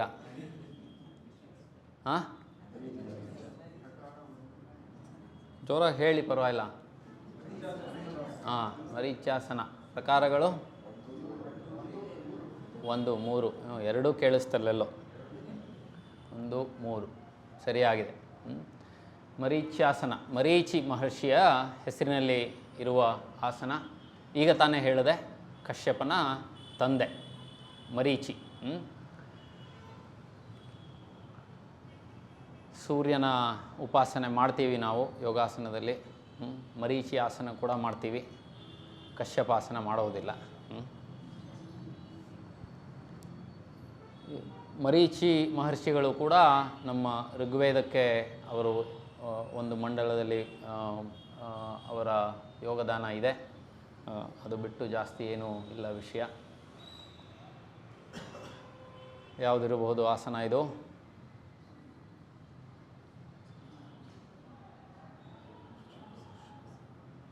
ಇದು ಏಕಪಾದ ಶೀರ್ಷಾಸನ. ಅಲ್ಲಿ ಒಂದು ಇದೆ ಏಕಪಾದ ಶೀರ್ಷಾಸನ. ಅದನ್ನು ಮಾಡಿ ಮುಂದಕ್ಕೆ ಬಗ್ಗಿ ಕೈಯನ್ನು ಹಿಂದೆ, ನಾವು ಹೇಗೆ ಈಗ ತಾನೇ ತೋರಿಸೋದು ಮರೀಚಾಸನದಲ್ಲಿ ಆ ರೀತಿ ಕೈಯನ್ನು ಹಿಂದೆ ಕಟ್ಟುವುದು. ಇದು ಕಪಿಲ ಮಹರ್ಷಿಗಳು ಅಂತ ಇರ್ತಾರೆ. ಕಪಿಲ ಮಹರ್ಷಿಗಳ ಹೆಸರಿನಲ್ಲಿರುವುದು ಕಪಿಲಾಸನ. ಕಪಿಲ ಮಹರ್ಷಿಗಳು ಕೂಡ ಒಂದು ಪರಂಪರೆ. ಕಪಿಲ ಮಹರ್ಷಿಗಳದು ಅದ್ಭುತವಾದ ಪರಂಪರೆ. ಅವರು ಕರ್ದಮ ಅಂತ ಒಬ್ಬ ಬ್ರಹ್ಮನ ಮಾನಸ ಪುತ್ರ ಕರ್ದಮ. ಆ ಕರ್ದಮನಿಗೆ ಮಕ್ಕಳಿರುವುದಿಲ್ಲ. ಅವನು ಹಲವು ವರ್ಷ ಬ್ರಹ್ಮನನ್ನ ಕುರಿತು ತಪಸ್ಸು ಮಾಡಿ ಕೊನೆಗೆ ವರವನ್ನು ಕೇಳ್ತಾನೆ. ಬ್ರಹ್ಮ ಹೇಳ್ತಾನೆ, ನೀನು ವಿಷ್ಣುವನ್ನು ಬೇಡ್ಕೋ ಅಂತ. ಅವನು ಆಯಿತು ಅಂತ ವಿಷ್ಣುವಿನ ತಪಸ್ಸನ್ನು ಮಾಡ್ತಾನೆ. ವಿಷ್ಣು ಬಂದು ಹೇಳ್ತಾನೆ ಕರ್ದಮ ಮಹರ್ಷಿಗೆ, ನನ್ನ ಒಂದು ಅಂಶವೇ ನಿನ್ನ ಮಗನಾಗಿ ಬರ್ತಾನೆ ಅಂತ ಕರ್ದಮ ಮಹರ್ಷಿಗಳು ಹೇಳ್ತಾರೆ. ಆ ವಿಷ್ಣುವಿನ ಒಂದು ಅಂಶವೇ ಕಪಿಲ ಮಹರ್ಷಿಗಳು. ಭಗವದ್ಗೀತೆ ಸಾಮಾನ್ಯ ಕೇಳಿರ್ತೀರ ಎಷ್ಟೊಂದು ಜನ. 10ನೇ ಅಧ್ಯಾಯ ವಿಭೂತಿ ಯೋಗ. ನಾನು ಒಂದು ಪದ ಹೇಳ್ತೀನಿ, ಇನ್ನೊಂದು ಪದ ನೀವು ಸೇರಿಸ್ಬೇಕು. ಸಿದ್ಧಾನಾಂ ಅಂತ ಬರುತ್ತೆ. ಈ ಹೆಸರು ಸೇರಿಸಿದ್ರಾಯ್ತು. ಸಿದ್ಧಾನಾಂ ಕಪಿಲೋ ಮುನಿಹಿ ಅಂತ ಬರುತ್ತೆ. ಅಂದರೆ ಕೃಷ್ಣ ಅವನೇ ಸ್ವತಃ ಹೇಳ್ತಾನೆ, ಸಿದ್ಧ ಪುರುಷರಲ್ಲಿ ನಾನು ಕಪಿಲ ಮುನಿ ಅಂತ. ಅದರ ಕಾರಣ ವಿಷ್ಣುವಿನ ಅಂಶವೇ ಕರ್ದಮನ ಮಗನಾಗಿ ಕಪಿಲ ಮಹರ್ಷಿಯಾಗಿ ಜನಿಸಿರ್ತಾನೆ. ಆದ್ದರಿಂದ ಋಷಿಗಳಲ್ಲಿ ಮುನಿಗಳಲ್ಲಿ ನಾನು ಕಪಿಲ ಮುನಿ ಅಂತ ಕೃಷ್ಣನೇ ಹೇಳ್ತಾನೆ. ಇದು ಕಪಿಲ ಮಹರ್ಷಿಗಳು. ಈಗ ತಾನೇ ಹೇಳಿದೆ.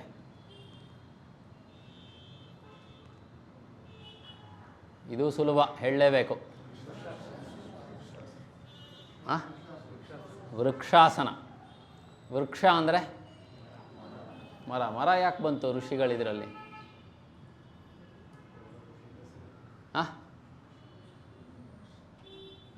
ಋಷಿಗಳು ಹಿಂಗೆ ನಿಂತ್ಕೋತಾರೆ ಎಷ್ಟೊಂದು ಜನ, ನಿಜ. ವೃಕ್ಷಾಸನಕ್ಕೆ ಇನ್ನೊಂದು ಹೆಸರು, ಇದಕ್ಕೆ ಮುಂಚೆ ಒಂದು ಸಣ್ಣ ಇದು ಹೇಳ್ತೀನಿ, ಹೆಸರು ಹೇಳೋದಕ್ಕೆ ಮುಂಚೆ. ವೃಕ್ಷಾಸನ ಘೇರಂಡ ಸಂಹಿತ ಅಂತಿದೆ, ಅದರಲ್ಲಿ ಒಂದು ಶ್ಲೋಕ ಬರುತ್ತೆ ಹೇಗೆ ವೃಕ್ಷಾಸನ ಮಾಡುವುದು ಅಂತ. ಅದನ್ನು ಕೊಟ್ಟಿದ್ದೇನೆ, ಅದರದ್ದೇನು ಇದಿಲ್ಲ. ವಾಮೋರೋಲು ಮಧ್ಯೆ ಚ ಯಾಮ್ಯಪಾದಂ ನಿಧಾಯಿತು ತಿಷ್ಠೇತ್ ವೃಕ್ಷವದ್ಭೂಮೌ ವೃಕ್ಷಾಸನಂ ಇದಂ ವಿದುಹು ಅಂತ. ಏನಂತಂದರೆ ವಾಮ ಊರು ಅಂದರೆ ಎಡ ತೊಡೆ, ಅದರ ಮೂಲಕ್ಕೆ ಯಾಮ್ಯಪಾದ ಅಂದರೆ ಬಲ ಪಾದವನ್ನು ಇಡಬೇಕು ಅಂತ. ನಾವು ಮಾಡುವುದು ಹಾಗೇ, ಎಷ್ಟು ವರ್ಷಗಳ ಹಿಂದೆ ಕೊಟ್ಟಿತ್ತೋ ಹಾಗೆ ಈಗಲೂ ಕೂಡ ಮಾಡೋದು. ಆಮೇಲೆ ಕೈಗಳು ಮೇಲೆ ಅಂತ, ಊರ್ಧ್ವ ಬಾಹು, ಅದು ವೃಕ್ಷದ ರೀತಿ ನಿಂತರೆ ಅದೇ ವೃಕ್ಷಾಸನ ಅಂತ. ಇದು ಸುಮ್ಮನೆ ಕೊಟ್ಟಿದ್ದೇನೆ ಅಷ್ಟೇ. ಇದರ ಇನ್ನೊಂದು ಹೆಸರು ಭಗೀರಥಾಸನ ಅಂತ ಹೇಳ್ತಾರೆ. ಆದ್ದರಿಂದ ಇದನ್ನು ಈ ಪಟ್ಟಿಯಲ್ಲಿ ಸೇರಿಸಿದ್ದೇನೆ. ಭಗೀರಥ ಗೊತ್ತಿದೆ ಅಲ್ವಾ?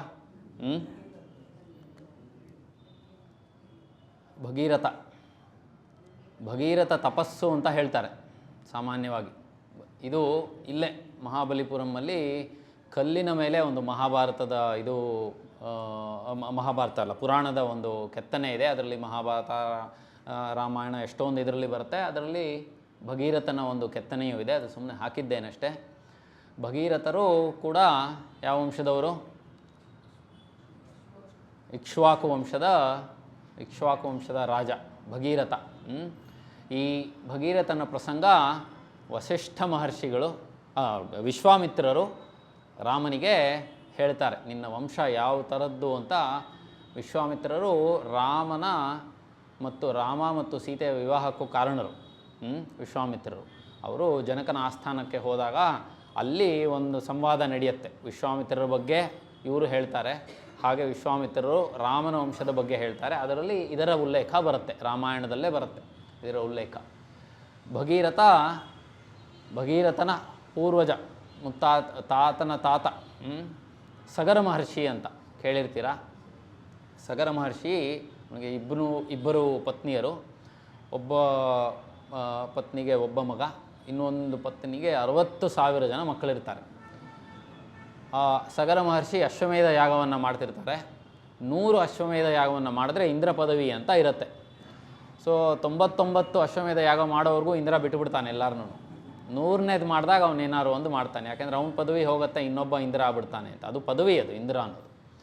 ಸೊ 100ನೇ ಅಶ್ವಮೇಧ ಯಾಗ ಮಾಡುವಾಗ ಇಂದ್ರ ಈ ಕುದುರೆಯನ್ನು ಅಪಹರಿಸ್ಬಿಡ್ತಾನೆ. ಸಗರ ಅವನ 60,000 ಜನ ಮಕ್ಕಳನ್ನು ಕಳಿಸ್ತಾನೆ, ಹುಡ್ಕೊಂಬನ್ನಿ ನಮ್ಮ ಕುದುರೆನ ಅಂತ. ಅವರು ಎಲ್ಲ ಅತಳ ಪಾತಾಳ ಎಲ್ಲ ಲೋಕಗಳಲ್ಲೂ ಹುಡುಕ್ತಾರೆ, ಸಿಗೋದಿಲ್ಲ. ಕೊನೆಗೆ ಇದರ ಹಿಂದೆನೇ ಈಗ ಒಂದು ಋಷಿಗಳ ಹೆಸರು ಹೇಳಿದೆ. ಯಾವುದು ಈಗ ಆಸನ ತೋರಿಸಿ? ಕಪಿಲಾಸನ. ಆ ಕಪಿಲ ಮಹರ್ಷಿಗಳ ಆಶ್ರಮಕ್ಕೆ ಬರ್ತಾನೆ. 60,000 ಜನ ಬರ್ತಾರೆ. ಅವರು ತಪಸ್ಸಿನಲ್ಲಿರ್ತಾರೆ. ಅವ್ರ ಹತ್ರಲೂ ಒಂದು ಕುದುರೆ ಇರುತ್ತೆ. ಅದು ಅಂತ ಇವರು ಅದನ್ನು ಹಾಗೆ ಇರೋದರಿಂದ ಅದನ್ನು ಅಪಹರಿಸೋಕ್ಕೆ ಪ್ರಯತ್ನ ಮಾಡ್ತಾರೆ. ಆವಾಗ ಕಪಿಲ ಮಹರ್ಷಿಗಳಿಗೆ ಗೊತ್ತಾಗತ್ತೆ. ಅವರು ತಮ್ಮ ತಪಶ್ಶಕ್ತಿಯಿಂದ 60,000 ಜನನ ಒಂದೇ ಸಮ ಭಸ್ಮ ಮಾಡಿಬಿಡ್ತಾರೆ. 60,000 ಜನ. ಸಗರ ಮಹರ್ಷಿಯ 60,000 ಜನ ಮಕ್ಕಳು. ಒಬ್ಬ ಉಳ್ಕೋತಾನೆ, ಅವನ ಹೆಸರು ಅಸಮಂಜಸ ಅಂತ.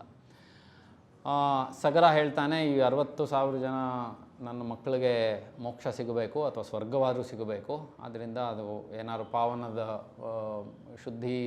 ಶುದ್ಧಿಯನ್ನು ಮಾಡಬೇಕು ಅಂತ ಅದಕ್ಕೆ ನೀರು ಬೇಕಾಗತ್ತೆ ಎಲ್ಲ. ಸಗರ ಪ್ರಯತ್ನ ಮಾಡ್ತಾನೆ, ಆಗೋದಿಲ್ಲ. ಅಸಮಂಜಸ ಅವನ ಮಗ ಅಂಶುಮನ್ ಅಂತಿರ್ತಾನೆ, ಅವನು ಪ್ರಯತ್ನ ಮಾಡ್ತಾನೆ, ಎಲ್ಲರೂ ಸೋಲ್ತಾರೆ, ಆಗೋದಿಲ್ಲ. ಅವನ ಮಗ ದಿಲೀಪ ಅವನೂ ಸೋತ. ಕೊನೆಗೆ ಅವನ ಮಗ ಭಗೀರಥ ತಪಸ್ಸಿಗೆ ಕೂರ್ತಾನೆ. ಅವನು ತಪಸ್ಸಿಗೆ ಕೂತು ಅವನು ಬ್ರಹ್ಮನ ತಪಸ್ಸು ಮಾಡ್ತಾನೆ. ಕೊನೆಗೆ ಆಯಿತು ಅಂತ ಹೇಳಿ ದೇವಲೋಕದಿಂದ ಯಾರು ಗಂಗೆಯನ್ನು ಕಳಿಸ್ಕೊಡ್ತೀನಿ ಅಂತ ಒಪ್ತಾನೆ. ಆ ಗಂಗೆ ಬರೋ ರಭಸಕ್ಕೆ ಎಷ್ಟು ರಭಸ ಇರುತ್ತೆ ಅಂದರೆ ಇಡೀ ಭೂಮಂಡಲ ಮುಳುಗೋ ಸ್ಥಿತಿ ಇರುತ್ತೆ. ಅದು ಆಗುವ ಮುಂಚೆ ಗಂಗೆ ಜನ್ಹು ಅನ್ನುವ ಮಹರ್ಷಿ ಆಶ್ರಮಕ್ಕೆ ಹೋಗ್ತಾಳೆ. ಆವಾಗ ಜನ್ಹು ಮಹರ್ಷಿ ನೋಡಿ ಇದು ಭೂಮಂಡಲವನ್ನೇ ನಾಶ ಮಾಡಿಬಿಡುತ್ತೆ ಅಂತ ಅವರು ಆಪೋಷಣೆ ತೊಗೊಂಡ್ಬಿಡ್ತಾರೆ ಇಡೀ ಗಂಗೆಯನ್ನು. ಆಗ ಭಗೀರಥ ಮತ್ತೆ ಜನ್ಹು ಮಹರ್ಷಿಯನ್ನು ಬೇಡ್ಕೋತಾನೆ, ದಯವಿಟ್ಟು ಅಂತ, ಈ ಕಾರಣಕ್ಕೋಸ್ಕರ ನನಗೆ ಬೇಕು ಅಂತ. ಅವರು ಗಂಗೆಯನ್ನು ಒಂದು ಸಣ್ಣದಾಗಿ ಅವರ ಕಿವಿಯ ಮೂಲಕ ಬಿಡ್ತಾರೆ. ಅದಕ್ಕೋಸ್ಕರ ಗಂಗೆಗೆ ಜಾಹ್ನವಿ ಅಂತ ಕೂಡ ಹೆಸರು ಬಂದಿದೆ. ಆಗ ಭಗೀರಥ ಆ ಗಂಗೆಯಿಂದ ಅವರ ಮುತ್ತಾತಂದರು, ಅವರ 60,000 ಜನ ಮುತ್ತಾತಂದರಿಗೆ ಸ್ವರ್ಗಪ್ರಾಪ್ತಿಯನ್ನು ಕೊಡ್ತಾನೆ. ಅದಕ್ಕೆ ಅವನು ಮಾಡಿದ ತಪಸ್ಸಿನ ಕಾರಣ ಅವನು ಮಹರ್ಷಿಯಾಗಿ ಅವನಿಗೆ ಒಂದು ಪಟ್ಟ ಸಿಗತ್ತೆ. ವಾಲ್ಮೀಕಿ ರಾಮಾಯಣದಲ್ಲೇ ಇದು ಅವರ ವಂಶವೃಕ್ಷ. ಭಗೀರಥನ ವಂಶವೃಕ್ಷದಲ್ಲೇ ಕೊನೆಗೆ ರಾಮನ ಅವತಾರ ಕೂಡ ಆಗೋದು, ಇಕ್ಷ್ವಾಕು ವಂಶ. ವಾಲ್ಮೀಕಿ ರಾಮಾಯಣದಲ್ಲೇ ಕೂಡ ಭಗೀರಥ ಹೇಗೆ ನಿಂತ ಅನ್ನೋದು ಬರುತ್ತೆ. ಅದು ಈಗ ನಾವು ಮಾಡುವ ವೃಕ್ಷಾಸನವೇ ವಾಲ್ಮೀಕಿ ರಾಮಾಯಣದಲ್ಲೂ ಕೂಡ ಬಂದಿದೆ. ಊರ್ಧ್ವಬಾಹುಃ ಪಂಚತಪ ಮಾಸಾಹಾರೋ ಜಿತೇಂದ್ರಿಯ ತಸ್ಯ ವರ್ಷಸಹಸ್ರಾಣಿ ಘೋರೆ ತಪಸಿ ತಿಷ್ಠತಃ ಅಂತ ಬರುತ್ತೆ. ಏನು ಅಂತಂದರೆ ಊರ್ಧ್ವಬಾಹು ಕೈ ಮೇಲೆ ನಿಂತು ಒಂದು ಕಾಲಲ್ಲಿ ನಿಂತಿರ್ತಾನೆ. ಮಾಸಾಹಾರೋ 1 ತಿಂಗಳಲ್ಲಿ 1 ಆಹಾರ ಅಷ್ಟೇ. ಜಿತೇಂದ್ರಿಯ ಅಂತಂದರೆ ಇಂದ್ರಿಯಗಳನ್ನು ಗೆದ್ದವನು, ಅದು ಯೋಗವೇ.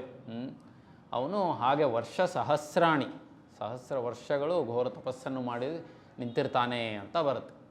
ಇದು ಭಗೀರಥನ ಬಗ್ಗೆ ನಾವು ಮಾಡುವ ವೃಕ್ಷಾಸನ. ಸಾಮಾನ್ಯವಾಗಿ ಭಗೀರಥಾಸನ ಅಂತ ಹೇಳಲ್ಲ, ಕೆಲವು ಕಡೆ ಹೇಳ್ತಾರೆ. ಇದು ಭಗೀರಥ ಮಹರ್ಷಿಗಳ ಬಗ್ಗೆ.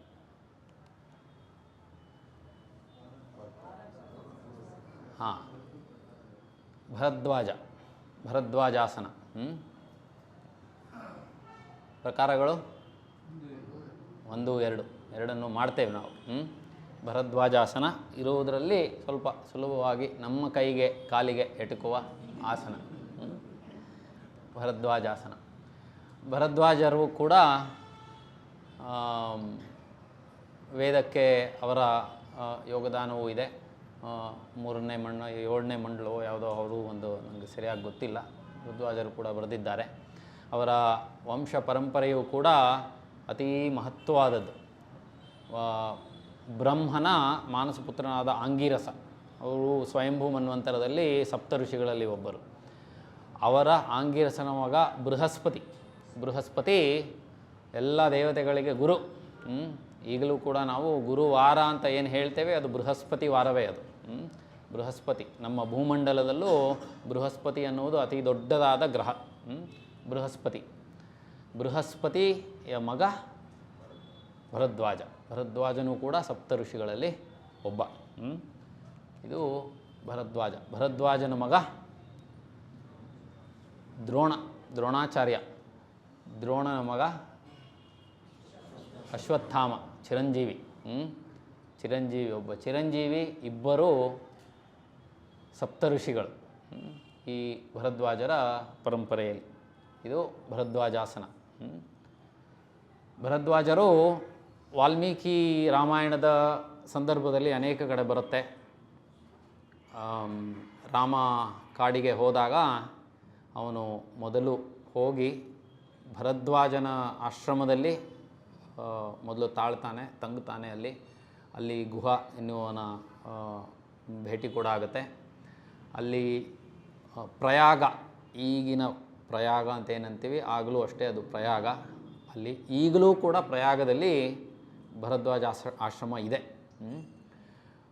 ಅಲ್ಲಿಂದ ಮುಂದಕ್ಕೆ ಭರದ್ವಾಜರೇ ಹೇಳ್ತಾರೆ ನೀನು ಪಂಚವಟಿಗೆ ಹೋಗಬಹುದು ಅಂತ. ಅದಾದ ನಂತರ ಭರತ ರಾಮನನ್ನು ಹುಡುಕಿಕೊಂಡು ಅವನು ಹೋಗೋಕ್ಕೆ ಮುಂಚೆ ಬಂದಾಗ ಅವನು ಮೊದಲು ಭರದ್ವಾಜರ ಆಶ್ರಮಕ್ಕೆ ಹೋಗ್ತಾನೆ. ಹೇಗೆ ವಸಿಷ್ಠರು ವಿಶ್ವಾಮಿತ್ರ ಕೌಶಿಕನ ಇಡೀ ಸೈನ್ಯಕ್ಕೆ ಒಂದು ಉಪಚಾರವನ್ನು ಮಾಡಿದ್ದರೋ ಅದೇ ರೀತಿ ಭರದ್ವಾಜರು ಕೂಡ ತಮ್ಮ ತಪೋಬಲದಿಂದ ಆ ಲಕ್ಷ ಲಕ್ಷ ಸೈನಿಕರಿಗೆ ಕೂಡ ಅವರು ಒಂದು ಸತ್ಕಾರವನ್ನು ಕೊಡ್ತಾರೆ. ಇನ್ನೂ ಹಲವು ಸಂಗತಿಗಳು ಬರುತ್ತೆ. ಇದು ಭರದ್ವಾಜರು.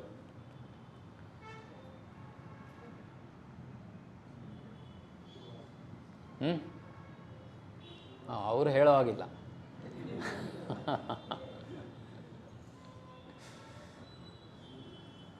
ಅತ್ಯಂತ ಕೋಪ ಅಂದರೆ ಪ್ರಸಿದ್ಧವಾಗಿರೋ ಋಷಿ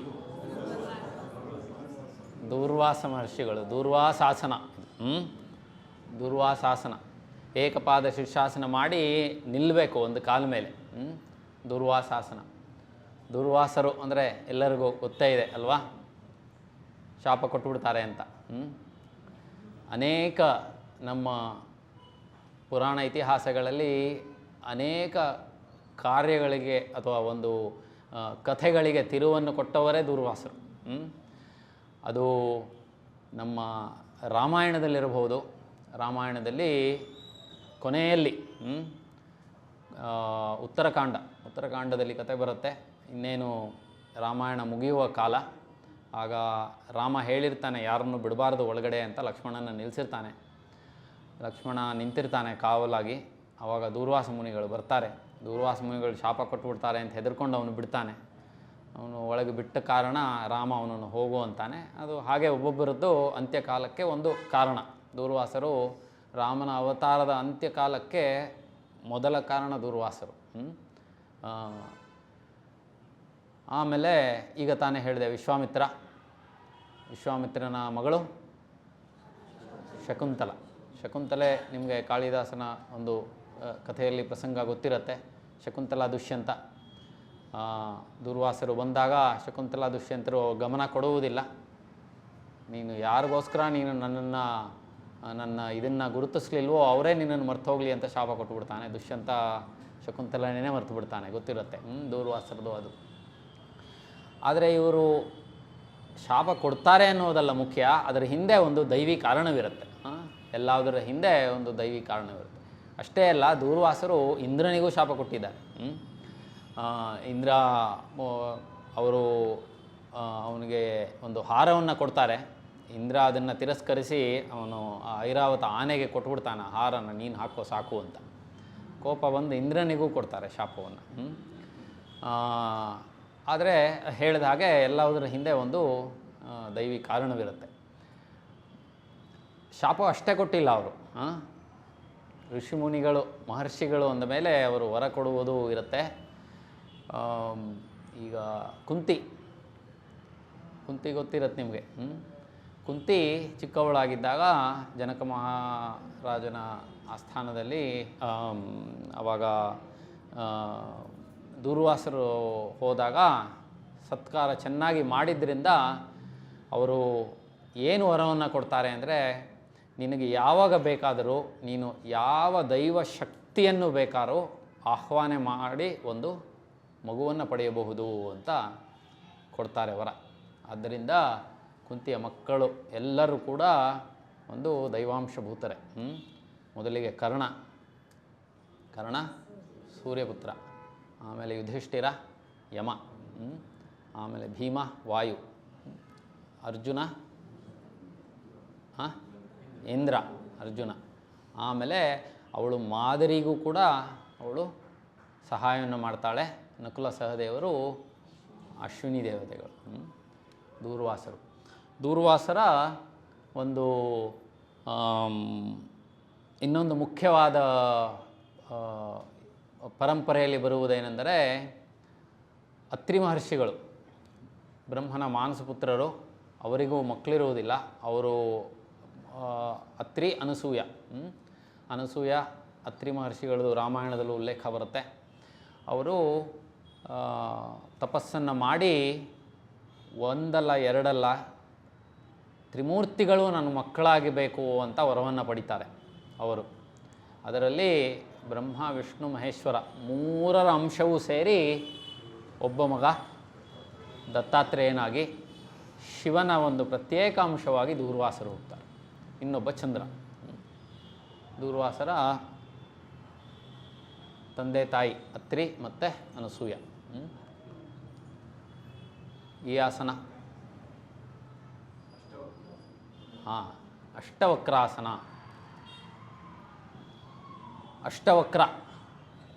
ಅಷ್ಟವಕ್ರ ಮಹರ್ಷಿ ಕೇಳಿದ್ದೀರಾ? ಅಷ್ಟವಕ್ರಾಸನ. ಅಷ್ಟವಕ್ರ ಒಬ್ಬ ಕಹೋಡ ಅಂತ ಒಬ್ಬ ಮಹರ್ಷಿ ಇರ್ತಾನೆ, ಋಷಿ ಇರ್ತಾನೆ. ಅವನು ಅಷ್ಟವಕ್ರ ಇನ್ನೂ ತಾಯಿಯ ಗರ್ಭದಲ್ಲಿರ್ತಾನೆ. ಆಗ ಈ ಕಹೋಡ ವೇದ ಮಂತ್ರಗಳು ಏನೋ ಪಠಣೆ ಮಾಡ್ತಾ ಇರ್ತಾನೆ. ಅವಾಗ ಯಾವುದೋ ಒಂದು ತಪ್ಪು ಹೇಳ್ತಾನೆ. ಆ ತಪ್ಪು ಹೇಳಿದಾಗ ಆ ಗರ್ಭದಲ್ಲಿರುವ ಮಗು ಅವನನ್ನು ತಿದ್ದತ್ತೆ. ಆ ಗರ್ಭದಲ್ಲಿರುವ ಮಗು ತಿದ್ದಿದಾಗ ಇವನಿಗೆ ಕಹೋಡನಿಗೆ ಕೋಪ ಬಂದು ಅವನ ಮಗು ಆಗಲೇ ಗರ್ಭದಲ್ಲಿರುವಾಗಲೇ ಅವನು ಶಾಪವನ್ನು ಕೊಟ್ಬಿಡ್ತಾನೆ. ನೀನು ನನ್ನ ಇದನ್ನು ಇದು ಮಾಡಿದೀಯಾ, ಅದಕ್ಕೆ ನಿನಗೆ ಒಂದು ವಕ್ರಗಳು ನಿನ್ನಲ್ಲಿ ಹುಟ್ಟಲಿ ಅಂತ ಹೇಳ್ಬಿಡ್ತಾನೆ. ಆ ಮಗು ಅಷ್ಟ ವಕ್ರಗಳಿಂದ, ಅಂದರೆ ಕೈ ಕಾಲು ಈ ಥರದ್ದಲ್ಲಿ 8 ಅಂಗವಿಕಲತೆಗಳಿರುವುದರಿಂದ ಹುಟ್ಟುತ್ತಾನೆ ಮಗು. ಅಷ್ಟವಕ್ರ ಅಂತ ಅದಕ್ಕೋಸ್ಕರ ಅವನ ಹೆಸರು ಬರುತ್ತೆ. ಆದರೆ ಅದಕ್ಕಿಂತ ಮುಖ್ಯವಾದ್ದೇನು ಅಂದರೆ ಜನಕ ಮಹಾರಾಜ ಅವನ ಆಸ್ಥಾನದಲ್ಲಿ ವರುಣ ಒಂದು ಯಜ್ಞವನ್ನು ಮಾಡ್ತಿರ್ತಾನೆ. ವರುಣ ಅಂದರೆ ನೀರಿನ ಇದು. ಅಲ್ಲಿ ಏನು ಅಂದರೆ ಅವನೆಲ್ಲ ಋಷಿಗಳನ್ನೆಲ್ಲ ಕರೆದು ಅವರನ್ನು ನೀರಿನಲ್ಲಿ ಅವರನ್ನು ಇಟ್ಟು ಒಂದು ಯಜ್ಞವನ್ನು ಮಾಡ್ತಿರ್ತಾನೆ. ಎಲ್ಲ ಋಷಿಗಳಿಗೆ ಕರೀತಾನೆ ಜನಕ ಮಹಾರಾಜನ ಆಸ್ಥಾನದಲ್ಲಿ. ಅವರು ಯಾರ್ಯಾರು ವಾದದಲ್ಲಿ ಸೋಲ್ತಾರೋ ಅವರೆಲ್ಲ ನೀರಲ್ಲಿ ಮುಳುಗಿಸಿ ಅವರು ಆ ಯಜ್ಞಕ್ಕೆ ಅವರು ಪಾತ್ರರಾಗಬೇಕು ಅಂತ ಎಲ್ಲರನ್ನೂ ಹಾಕ್ತಾನೆ. ಹಾಗೆ ಕಹೋಡನು ಕೂಡ ಅದರಲ್ಲಿ ಹೋಗಿರ್ತಾನೆ. ಅವನು ಅಲ್ಲಿ ಸಿಕ್ಕಾಕ್ಕೊಂಡಿರ್ತಾನೆ ಆ ನೀರಿನೊಳಗೆ. ಚಿಕ್ಕ ಬಾಲಕ ಅಷ್ಟವಕ್ರ ಅವನು, ನಾನು ಹೋಗ್ತೀನಿ ಜನಕ ಮಹಾರಾಜನ ಆಸ್ಥಾನಕ್ಕೆ ಅಂತ ಹೇಳಿ ಹೋಗ್ತಾನೆ. ಅಲ್ಲಿ ಬಿಡುವುದಿಲ್ಲ. ಅವನಾದರೂ ಒಪ್ಪಿಸಿ ಹೋಗಿ ಅಲ್ಲಿ ಅವನು ವಾದದಲ್ಲಿ ಗೆಲ್ತಾನೆ ಅಷ್ಟವಕ್ರ. ಅವನು ಗೆದ್ದು ಅವನ ತಂದೆಯನ್ನು ಅಲ್ಲಿಂದ ಕರೆಸ್ಕೊಂಡು ಬರ್ತಾನೆ. ಆಗ ಅವನ ತಂದೆ, ಶಾಪ ಕೊಟ್ಟವನು ತಂದೆಯೇ ತಾನೆ, ಅವನ ತಂದೆ ಅವನ ವಿದ್ಯೆಗೆ ಮೆಚ್ಚಿ ನನ್ನದೇ ತಪ್ಪು ಅಂತ ಅವನು ಒಪ್ಕೊಂಡು ದಾರಿಯಲ್ಲಿ ಬರುವಾಗ ಅವನಿಗೆ ಒಂದು ನದಿಯಲ್ಲಿ ಮುಳುಗಿ ಬಾ ಅಂತ ಹೇಳ್ತಾನೆ. ಅವನು ನದಿಯಲ್ಲಿ ಮುಳುಗಿ ಬರೋಷ್ಟೊತ್ತಿಗೆ ಅವನದಷ್ಟು ವಕ್ರತೆಗಳು ಹೋಗಿರುತ್ತೆ. ಇದು ಅಷ್ಟವಕ್ರಾಸನ.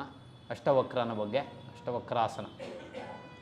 ಸಮಯ ಕಡಿಮೆ ಇದೆ, ಬೇಗ ಬೇಗ ಎಷ್ಟಾಗುತ್ತೋ ಅಷ್ಟು ಹೇಳಿ ಮುಂದಕ್ಕೆ ಹೋಗೋಣ.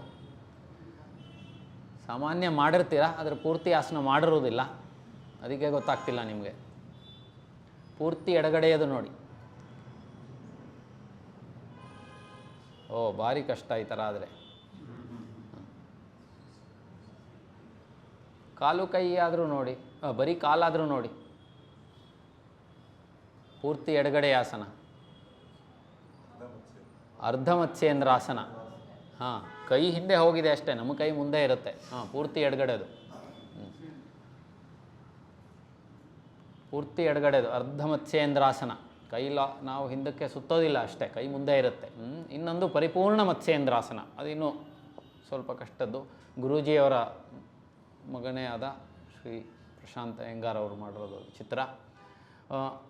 ನಮ್ಮ ಅನೇಕ ದೇವಸ್ಥಾನಗಳು, ಆ ದೇವಸ್ಥಾನದ ಇತಿಹಾಸದ ಕೆತ್ತನೆಗಳಿರುತ್ತೆ. ಅದರಲ್ಲಿ ಯೋಗಾಸನದ ಅನೇಕ ಭಂಗಿಗಳಿರುತ್ತೆ. ನನಗೆ ಯಾವುದು ಸಿಕ್ತೋ, ಇದೊಂದು ಸಿಕ್ಕಿತ್ತೋ ಅದಕ್ಕೋಸ್ಕರ ಹಾಕಿದೆ ಅಷ್ಟೇ. ಆಗಿನ ಕಾಲದಲ್ಲಿ ಈ ಮತ್ಸ್ಯೇಂದ್ರನ ಒಂದು ಅಲ್ಲೂ ಕೆತ್ತನೆ ಇದೆ. ಮತ್ಸ್ಯೇಂದ್ರ ಇದರದ್ದು ಒಂದು ಕತೆ, ಒಂದು 10 ನಿಮಿಷ ಜಾಸ್ತಿ ಆದರೂ ಪರವಾಗಿಲ್ವಾ? ಮತ್ಸ್ಯೇಂದ್ರ ನಾವು ಯಾವುದನ್ನು ಹಠಯೋಗ ಅಂತೀವಿ, ಹಠಯೋಗ ಪರಂಪರೆಯಲ್ಲಿ ಮತ್ಸ್ಯೇಂದ್ರನಾಥರು ಬರ್ತಾರೆ. ಮತ್ಸ್ಯೇಂದ್ರ ಅದರ ಕಥೆ ಏನು ಅಂದರೆ, ಒಂದು ದಂಪತಿಗಳಿಗೆ ಒಂದು ಮಗು ಹುಟ್ಟತ್ತೆ. ಆ ಮಗು ಹುಟ್ಟಿದ ತಕ್ಷಣ ಅವ್ರಿಗೇನೋ ಅಮಂಗಳವಾಗುತ್ತೆ. ಅಮಂಗಳವಾದ ಕಾರಣ ಅವರು ಅದನ್ನು ಮೆತ್ತಗೆ ಸಮುದ್ರದಲ್ಲಿ ಬಿಟ್ಟು ಬಂದುಬಿಡ್ತಾರೆ ಆ ಮಗುವನ್ನು. ಅದೊಂದು ದೊಡ್ಡ ಮೀನು ಆ ಮಗುವನ್ನು ನುಂಗಿರುತ್ತೆ. ಈ ಮಗು ಆ ಮೀನೊಳಗೆ ಬೆಳೆಯುತ್ತಾ ಇರುತ್ತೆ.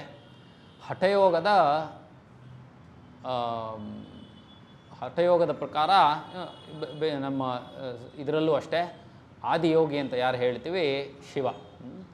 ಶಿವ ಪಾರ್ವತಿಗೆ ಸಮುದ್ರ ತೀರದಲ್ಲಿ ಯೋಗದ ಒಂದು ಬೋಧನೆಯನ್ನು ಕೊಡ್ತಾ ಇರ್ತಾನೆ, ಯೋಗದ ಬಗ್ಗೆ ಹೇಳ್ತಾ ಇರ್ತಾನೆ ಶಿವ.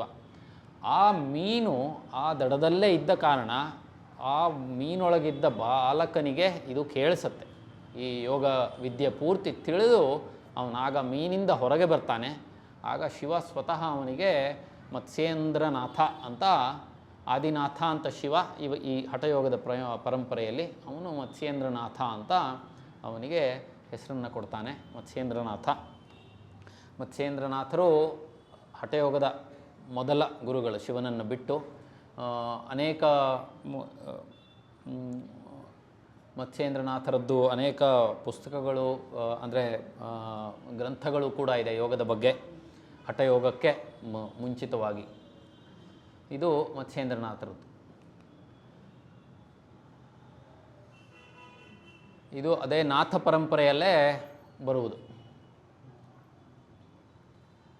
ಇದಕ್ಕೆ ಒಂದು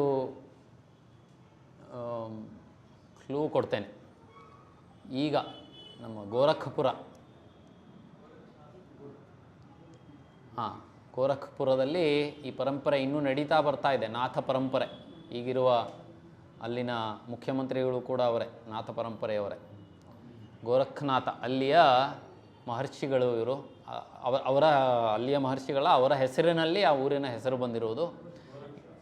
ಗೋರಕ್ಷಾಸನ ಆಸನದ ಹೆಸರು ಗೋರಕ್ಷಾಸನ. ಗೋರಕ್ಷಾಸನ ಪದ್ಮಾಸನದಲ್ಲಿ ಮಂಡಿಯ ಮೇಲೆ ಎದ್ದು ನಿಲ್ಲೋದು. ಹಠಯೋಗದಲ್ಲಿ ಇದರ ಉಲ್ಲೇಖ ಬರುತ್ತೆ. ಆದರೆ ಆ ಶ್ಲೋಕ ಹೇಗಿದೆ ಅಂದರೆ, ನಾವೀಗ ಯಾವುದು ಬದ್ಧಕೋನಾಸನ ಮಾಡ್ತೀವಿ ಆ ರೀತಿಯ ಶ್ಲೋಕದ ಉಲ್ಲೇಖ ಇದೆ. ಕಾಲಕ್ರಮೇಣ ಅದು ಆಸನ ಬದಲಾಗಿದೆ.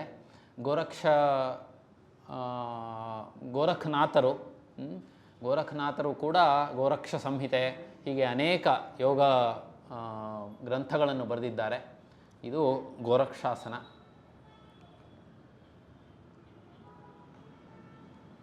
ಇದು ಒಂದೇ ಆಸನ, ಪ್ರಕಾರ 1, 2 ಅಂತ. ಇದು ಸಾಮಾನ್ಯ ಕೇಳಿರೋದಿಲ್ಲ, ನೋಡಿರ್ತೀರ ಅನಿಸುತ್ತೆ, ಬಟ್ ಕೇಳಿರೋದಿಲ್ಲ. ಇದು ಘೇರಂಡ ಅಂತ ಮಹರ್ಷಿಗಳಿದ್ದರು. ಘೇರಂಡಾಸನ. ಘೇರಂಡ ಇಲ್ಲಿ ನಾವು ಊರ್ಧ್ವ ಧನುರಾಸನ ಮಾಡ್ತೀವಲ್ಲ ಅದೇ ರೀತಿ, ಆದರೆ ಒಂದು ಕೈ ಪಾದದ ಹೆಬ್ಬೆಟ್ಟನ್ನು ಹಿಡಿದಿರುತ್ತೆ. ಪಾದಾಂಗುಷ್ಟ ಊರ್ಧ್ವ ಧನುರಾಸನ ಅಂತ, ಪಾದಾಂಗುಷ್ಟ ಧನುರಾಸನ ಅಂತ ಊರ್ಧ್ವ ಧನುರಾಸನ ಅಲ್ಲ, ಧನುರಾಸನ. ಪಾದಾಂಗುಷ್ಟ ಧನುರಾಸನ ಅಂತ ಮಾಡ್ತೀವಿ. ಅದು ಒಂದು ಕಾಲು ಪಾದಾಂಗುಷ್ಟ ಧನುರಾಸನ, ಇನ್ನೊಂದು ಕಾಲು ಸಾಮಾನ್ಯ ನಾವೆಲ್ಲ ಮಾಡ್ತೀವಿ ಭೇಕಾಸನ. ಒಂದು ಕಾಲು ಭೇಕಾಸನ, ಇನ್ನೊಂದು ಕಾಲು ಪಾದಾಂಗುಷ್ಟ ಧನುರಾಸನ. ಇದು ಪ್ರಕಾರ 1. ಅದೇ ಈ ಕೈಯನ್ನು ಈ ಕಡೆ ಕಿವಿ ಅಂದರೆ ಎಡಗೈ ಬಲ ಕಿವಿ ಹತ್ರ ತೊಗೊಂಬಂದರೆ, ಇಲ್ಲಿ ಅದರದ್ದು ಬೇರೆ ಇದೆ. ಎಡಗೈ ಬಲ ಕಿವಿ ಹತ್ರ, ಬಲಗಾಲು ಎಡ ಕಿವಿ ಹತ್ರ ಹೋಗಿದೆ. ಇಲ್ಲಿ ಎಡಗಾಲು ಬಲ ಕಿವಿ ಹತ್ರ ಬಂದರೆ ಅದು ಪ್ರಕಾರ 2 ಆಗುತ್ತೆ. ಇದು ಘೇರಂಡಾಸನ. ಘೇರಂಡ ಮಹರ್ಷಿಗಳು ಕೂಡ ಯೋಗ ಪರಂಪರೆಯಲ್ಲೇ ಬಂದವರು. ಅವರು ಘೇರಂಡ ಸಂಹಿತ ಅಂತ ಒಂದು ಗ್ರಂಥವನ್ನು ಬರೆದಿದ್ದಾರೆ. ಅದಕ್ಕೆ ಘಟ ಯೋಗ ಅಂತ ಕೂಡ ಹೇಳ್ತಾರೆ. ಘೇರಂಡ ಸಂಹಿತದಲ್ಲಿ ಈ ಶ್ಲೋಕ ಏನು ಹೇಳುವುದಿಲ್ಲ. ಇದು ಘೇರಂಡ ಸಂಹಿತದ 2ನೇ ಶ್ಲೋಕ. ಇದು ಏನು ಹೇಳುತ್ತೆ ಅಂದರೆ, ಘೇರಂಡ ಸಂಹಿತೆ ಅನ್ನುವುದು ಚಂಡ ಅಂತ ಒಬ್ಬ ಅವರಿಗೆ ಶಿಷ್ಯ ಇರ್ತಾನೆ ಘೇರಂಡ ಮಹರ್ಷಿಗಳಿಗೆ. ಆ ಘೇರಂಡ ಮಹರ್ಷಿಗಳನ್ನು ನನಗೆ ನೀವು ಯೋಗದ ಬಗ್ಗೆ ಹೇಳಿಕೊಡ್ಬೇಕು ಅಂತ ಹೇಳಿದಾಗ, ಘೇರಂಡ ಮಹರ್ಷಿಗಳು ಅವನಿಗೆ ಕೊಟ್ಟ ಉಪದೇಶವೇ ಘೇರಂಡ ಸಂಹಿತೆ. ಅದರ ಮೊದಲನೇ ಶ್ಲೋಕ ಚಂಡ ಮಹರ್ಷಿಗಳು ಹೇಳೋದು, ಘಟಸ್ಥ ಯೋಗಂ ಯೋಗೇಶ ತತ್ವಜ್ಞಾನಸ್ಯ ಕಾರಣಂ ಇದಾನೀಂ ಶ್ರೋತುಮಿಚ್ಛಾಮಿ ಯೋಗೇಶ್ವರ ವದ ಪ್ರಭೋ ಅಂತ. ಅಂದರೆ ಅವ್ನು ಬೇಡ್ಕೊತಿದ್ದಾನೆ, ಘೇರಂಡ ಮಹರ್ಷಿಗಳೇ, ನೀವು ಯೋಗೇಶ, ನೀವು ನನಗೆ ಈಗ ಇದಾನೀಂ ಶ್ರೋತುಮಿಚ್ಛಾಮಿ, ನಾನು ನಿಮ್ಮಿಂದ ಯೋಗ ವಿದ್ಯೆಯನ್ನು ಕಲಿಯೋಕ್ಕೆ ಇಷ್ಟಪಡ್ತೇನೆ ಅಂತ ಹೇಳ್ತಾನೆ. ಅದು ಒಂದು ಶ್ಲೋಕ ಹಾಕಿದ್ದೇನೆ ಅದು. ಆದರೆ ಘೇರಂಡ ಮಹರ್ಷಿಗಳು ಹಠಯೋಗದ ಅಷ್ಟಾಂಗ ಯೋಗದ ಎಲ್ಲ ಅಂಗಗಳು ಕೂಡ ಘಟಯೋಗದಲ್ಲೂ ಬರುತ್ತೆ. ಘೇರಂಡ ಯೋಗ ಅಂತ ಹೇಳಿ ಘೇರಂಡ ಸಂಹಿತೆ ಅಂತ ಹೇಳ್ತಾರೆ, ಅದರಲ್ಲೂ ಬರುತ್ತೆ. ಹಠಯೋಗದಕ್ಕಿಂತಲೂ ಪುರಾತನವಾದದ್ದು. ಇದು ಘೇರಂಡಾಸನ.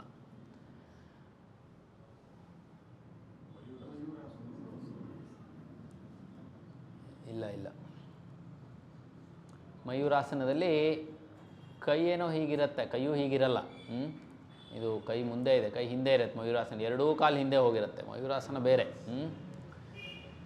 ಇದು ಒಂದೇ ಆಸನ. ಇದು ದ್ವಿಪಾದ, ಇದು ಏಕಪಾದ ಪ್ರಕಾರ 1, ಏಕಪಾದ ಪ್ರಕಾರ 2 ಅಂತ ಇದೆ. ಇದು ಕೌಂಡಿನ್ಯ ಮಹರ್ಷಿಗಳು ಅಂತ ಇದ್ರು. ಕೇಳಿರ್ತೀರ ಕೌಂಡಿನ್ಯ ಗೋತ್ರ. ಆ ಗೋತ್ರದವ್ರು ಇದ್ದರೆ ಮರಿಲೇಬಾರ್ದು ಇದನ್ನು. ಕೌಂಡಿನ್ಯ ಮಹರ್ಷಿಗಳು ಅಂತ ಇದ್ದರು. ಆ ಕೌಂಡಿನ್ಯ ಮಹರ್ಷಿಗಳ ಹೆಸರಿನಲ್ಲಿರುವ ಆಸನ ಕೌಂಡಿನ್ಯಾಸನ. ದ್ವಿಪಾದ ಕೌಂಡಿನ್ಯಾಸನ, ಏಕಪಾದ ಪ್ರಕಾರ 1, 2. ಕೌಂಡಿನ್ಯ ಮಹರ್ಷಿಗಳ ಉಲ್ಲೇಖವು ಅನೇಕ ಕಡೆ ಬರುತ್ತೆ.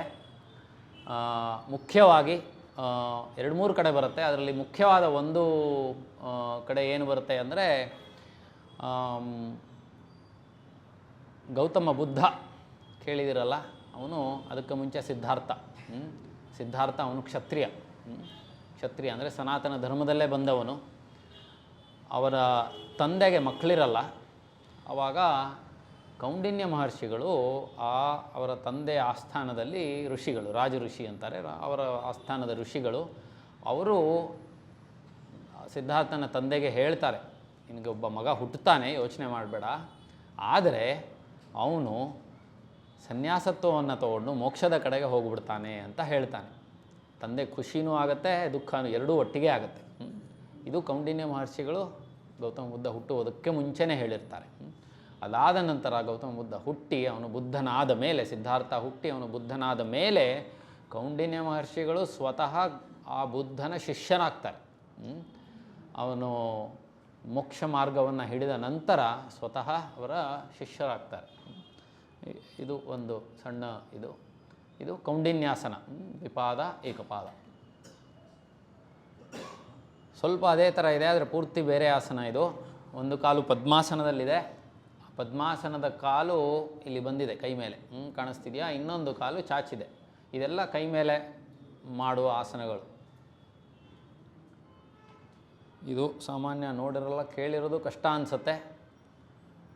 ಸುಮಾರೊಂದು 15 ವರ್ಷದಿಂದ ಯಾರು ನಮ್ಮ ಕೇಂದ್ರಕ್ಕೆ ಬರ್ತಿದ್ದೀರಾ ಅವರು ನೋಡಿರ್ತೀರ ಈ ಆಸನ, ಕೇಳೂ ಇರ್ತೀರ, ಆದರೆ ಮರ್ತೋಗಿರುತ್ತೆ. ಗಾಳವ ಮಹರ್ಷಿಗಳು ಅಂತ ಇದ್ದರು.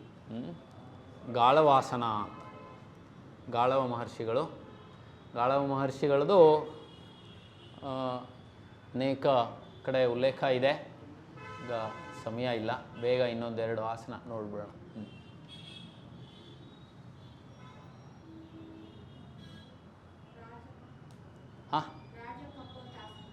ರಾಜಕಪೋತಾಸನದಿಂದ ಮುಂದಿನ ಆಸನ ಇದು. ಮುಂದಿನ ಆಸನ ರಾಜಕಪೋತಾಸನದಲ್ಲಿ ಕಾಲು, ಇದು ಏಕಪಾದ ರಾಜಕಪೋತಾಸನ, ಕಾಲು ಮಡಿಸಿರುತ್ತೆ, ಅದರಲ್ಲಿ ಕಾಲು ಹಿಂದಕ್ಕೆ ಚಾಚಿದೆ. ಇದಕ್ಕೆ ವಾಲಖಿಲ್ಯಾಸನ ಅಂತ ಹೇಳ್ತಾರೆ.